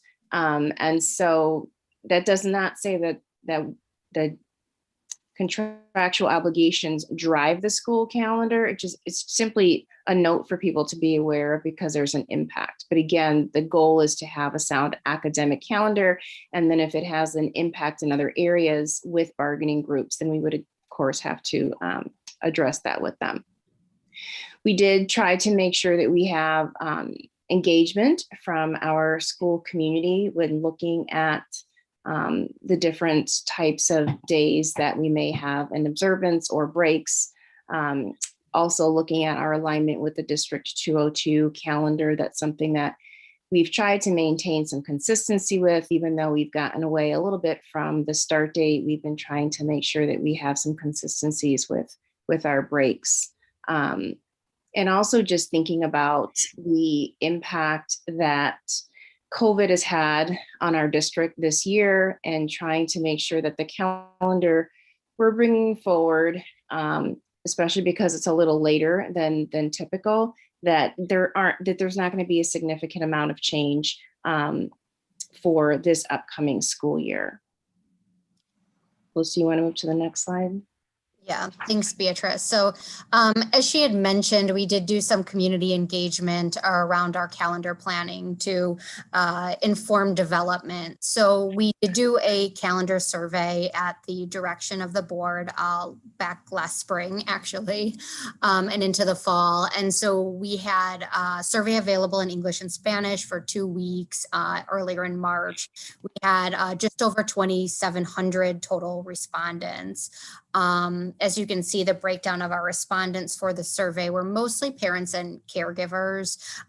We know that you all took in a lot of data as part of the last presentation, but we did want to make sure that the results to the survey were available for board review and also for community review in full transparency. So those have been included in the board packet. I will say that while all of the, we very much appreciate all of the individuals who took time to respond to the survey and to share their feedback, we did find that none of the responses were overwhelmingly in favor in sort of one direction or another, enough to really sway our planning and make a big change to the calendar at this point in the year. But again, those are available in the board packet and happy to take any specific questions on those. We also did convene a calendar committee. So we did invite representatives from all 5 of our bargaining groups in the district, as well as parent representatives from ABC, BPAC, and the PTA Council to participate along with school and district administrators. So we were able to review that survey feedback together, as well as look at some options for next school year. I will say that we did have a pretty deep discussion around the potential of starting school a week earlier. It was a conversation that I think a lot of committee members were receptive to our parents and our staff, but there were just some logistical challenges with doing that at this point in the year and the proximity to the start of the new year. That was largely in relation to, summer camps, our district program, summer programming has already been planned. We have permit applications for the summer. Starting school any earlier than the date that we are proposing would require impact bargaining with our District 65 Educators Council. So there were just a number of challenges in addition to summer work projects going on. It was just difficult to move at this point in time, but it was something that the group was receptive to further discussing, the impact of that and what benefits and challenges may need to be worked through. I will say that the calendar that we are bringing forward this evening is the calendar that was recommended by our committee.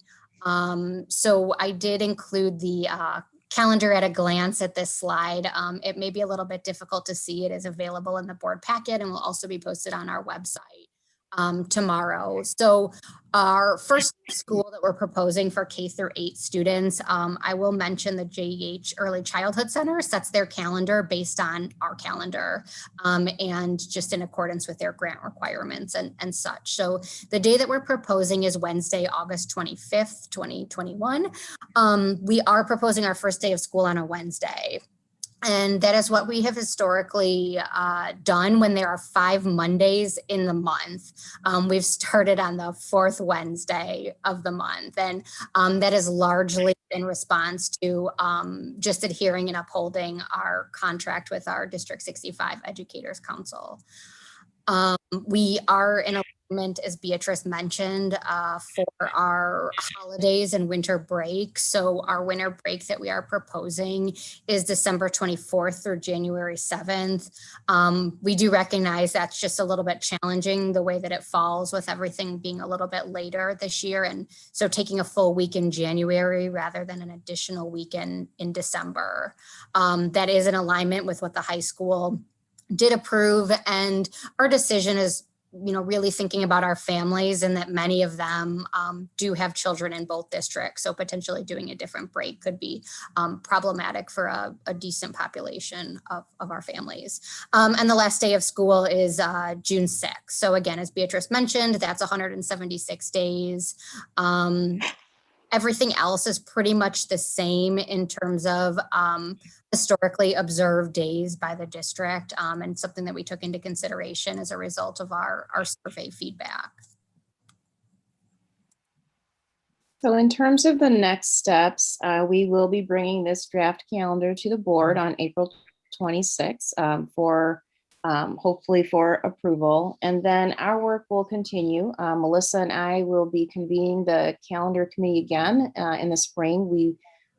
When we met with the committee, they felt that getting back together in May would be a good time so that we can start planning for the 2022-2023 school calendar. And our hope would be that we would bring that to the board actually sometime in the fall, so that if there are some significant changes to the calendar from the way we've been doing it in the past, it gives our district and our community time to know what those changes may be and any logistical challenges that we can problem solve and work through them ahead of time. And so our hope again is to have the committee meet in the spring, bring forward a calendar in the fall that can be considered by the board, and really just to continue the conversation so that we can make sure we are meeting the needs of the district by having a school calendar that supports the work as well as professional learning for educators. So our work will continue,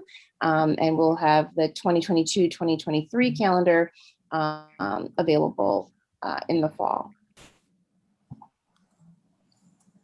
And I think we're just going to open it up to questions and conversation now.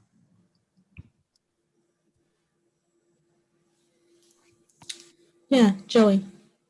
Just to be clear, in our contract with our District Educators Council, school cannot begin before August 20th, correct?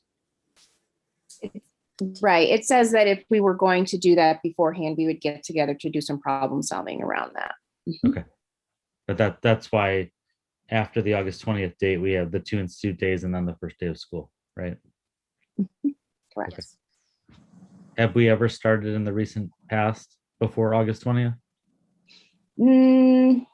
I can't think of a time. I've been in the district almost 17 years, and I can't. That's think past of a the time. recent past. So Well, past and recent past. I can't think of a time when we've started prior to. No. Okay. Thank you.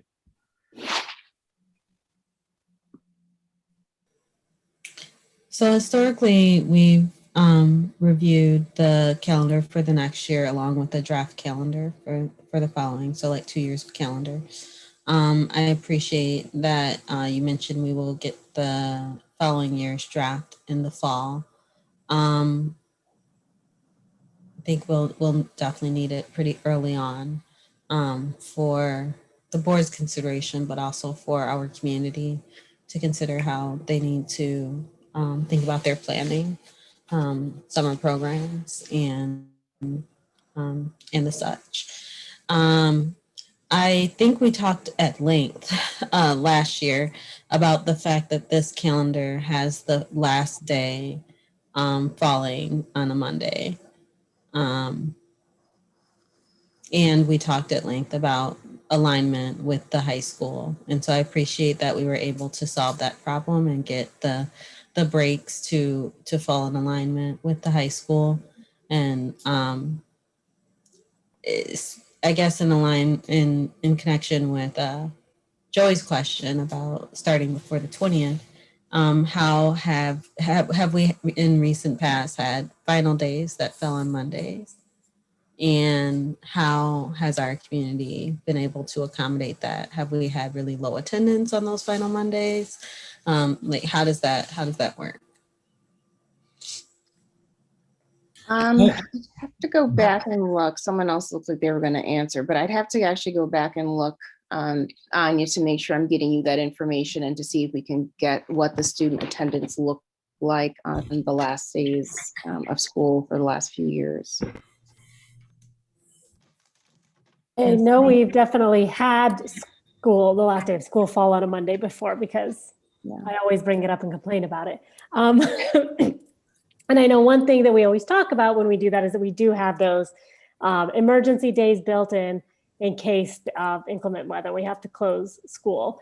I don't know if this is really the appropriate place to talk about it, but I do wonder now that obviously we have been doing school remotely for a year, more than a year. And I know the state allows for remote learning days in lieu of taking snow days, but you have to apply for it. I guess my question is going forward, do we anticipate that instead of closing school, if there's inclement weather, do we think we will use sort of this infrastructure that we've built around remote school so that we wouldn't have to necessarily add on those emergency days? I would say ideally, yes, I would love to do that, but I will want to work with our committee as we look to design it. But I do believe that would be the best direction to go moving forward. And also, I don't think ISB has changed the guidance yet with respect to the school calendar. I think we're still required to have those 5 emergency days so that is something that, we want to still plan for in our calendar. And then in the event that they change that guidance, then we can adapt it. I think the Monday ending also, Suni, was different before we had to change and have a full day of school. There was a time where it was just an hour on the last day of school. And I think like a Monday that's just an hour is different than a full day, and it's changed some things. Yeah, but I know that even since then, we have had the last day fall on a Monday before. Yeah. It's not ideal, obviously, but I also, in the past, I think there have been other days that I felt like we could take those as attendance days to avoid having that last day fall on a Monday. With this calendar, I'm not sure that I see that opportunity. Right. I also had a question, Melissa, about on the calendar itself, the one that goes on the website, the one that's miniaturized on here for us. I think that would be a really opportune place to put the new start time for middle schools. Yes. All over, because there's other times on there, but like, hey, this is when early release dismissals are. And by the way, school starts at a different time too. Again, I don't know aesthetically where to fit that in, but I haven't seen any communication yet. And people are planning. Definitely, yeah. And Terrence and Andalib and Stacy and I met with all of our middle school principals last week to discuss that. And there will be information coming out starting this week. But as you mentioned, it's really got to be a steady stream and really putting that in all places and, communicating in every way we possibly can think about it. So we can definitely add it to the school calendar. And Joey, you brought up a point I did forget to mention in my notes is that we are still finalizing the trimester dates and working with the CNI and RAD departments just to figure out based on, student schedules and assessments and such. So when we bring that back to the board, we will have those those trimester dates listed on there. Is that a necessary component for this calendar for people? I'm not sure that it's necessary in terms of approval, but I do know that there's a lot of planning related to those trimester dates for again, our CNI and our RAD teams. I don't know if anybody else could speak to that better than I can, but it's good to include on that at a glance because it's just a one-stop shop for all of that information. So the school is a very good suggestion. I was just saying you could take that off. If the trimesters are internal and dates that are important, you could put the middle school times there for a while and put the trimesters on later when you've got them. Yeah, well, we can be creative in getting it on there for sure. I'm bowing out of aesthetics now. So I have a question that I think I've posed internally before, but that I would like for us to discuss in this public platform, which is, we had as a system a lot of time this school year built in for PLCs and PD. And the calendar that we're proposing for next school year goes from having that weekly time to reflect and collaborate and deepen practices and learning to a monthly allotted amount of time. And I'm just curious how, as a system, we will plan to maintain some of the richness in relationships and learning that have been established over this year with that weekly time, with that shift to doing that monthly. Well, I'll say this, it definitely hurts to not be able to do that. The team will tell you I was gung-ho about having more time to do it, but when listening to the committee, it's not a dictator world. We want to hear what the committee had to say. So in the surveys, so we decided next year has been enough changes. So we wanted to give it a run for the structure that we have, but within our schedules, school schedules, which most school districts will have, and our middle schools especially, they will have schedules that would allow PLCs to happen within the course of the day. And also there are elementary schools that do it very similar.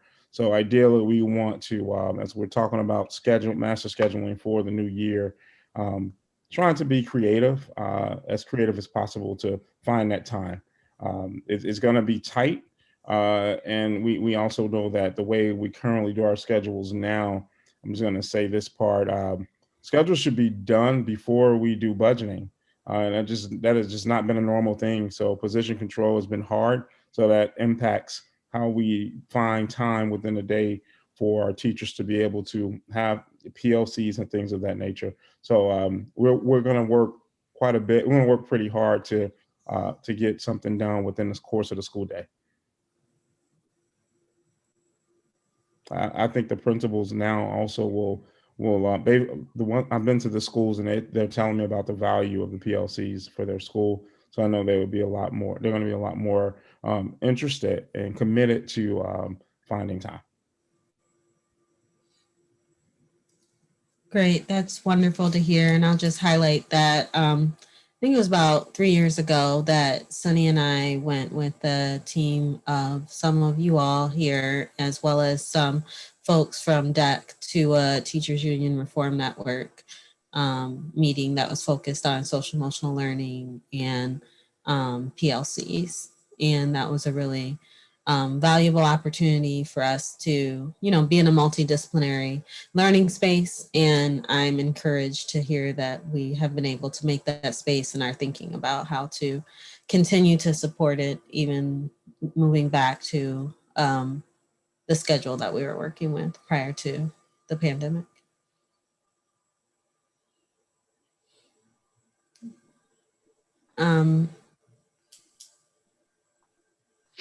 There any other questions about the calendar from the board? Just a quick, I just wanted to a quick kudos to the team for engaging ABC, BPAC, and different parent groups, as well as other community members. I think as we move forward on any decision making, right? I think, again, this is part of my day job is I do work around family community engagement at the state level, but again, whenever we can, whatever opportunity we can, when it comes to decision making around curriculum or calendars or what have you, whenever we can partner with parents and have them as a partner at the table is a best practice. And I know, again, going back to a couple of meetings back and how family community engagement is going to bring in the dual capacity framework from care and math. Ultimately, that's what we want to do, is that we want to have the voice of parents, and particularly those parents who haven't been part of the conversations, who don't really have had the resources to navigate the system to be part of the conversation, like folks from BPAC or ABC. That to me is a great example of how we should be moving forward when we engage community in regards to being partners in how we change outcomes for the better for all students, particularly our marginalized students. And another thing too, kind of slightly related to the calendar, I know many of our holidays are religious holidays that are observed, right? I had seen a really great post on one of the parents' Facebook groups around Ramadan, and just making sure that we again acknowledge those students out there who again and again communicate with our teachers, right? And for the sake of inclusiveness, making sure that we acknowledge that diversity as we move forward with this equity work and celebrate the diversity that we have culturally. Again, Ramadan is going to be, I believe, starts this week. Again, we have all types of folks. Again, we have folks who are Chinese, Asian immigrants, as well as Arabic folks. So whatever we can do to acknowledge that,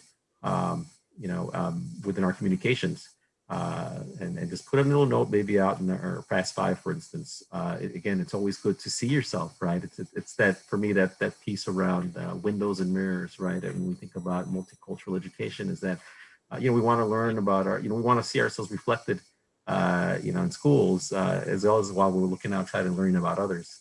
Whatever we can do to incorporate that in our communications around our calendars would be welcome.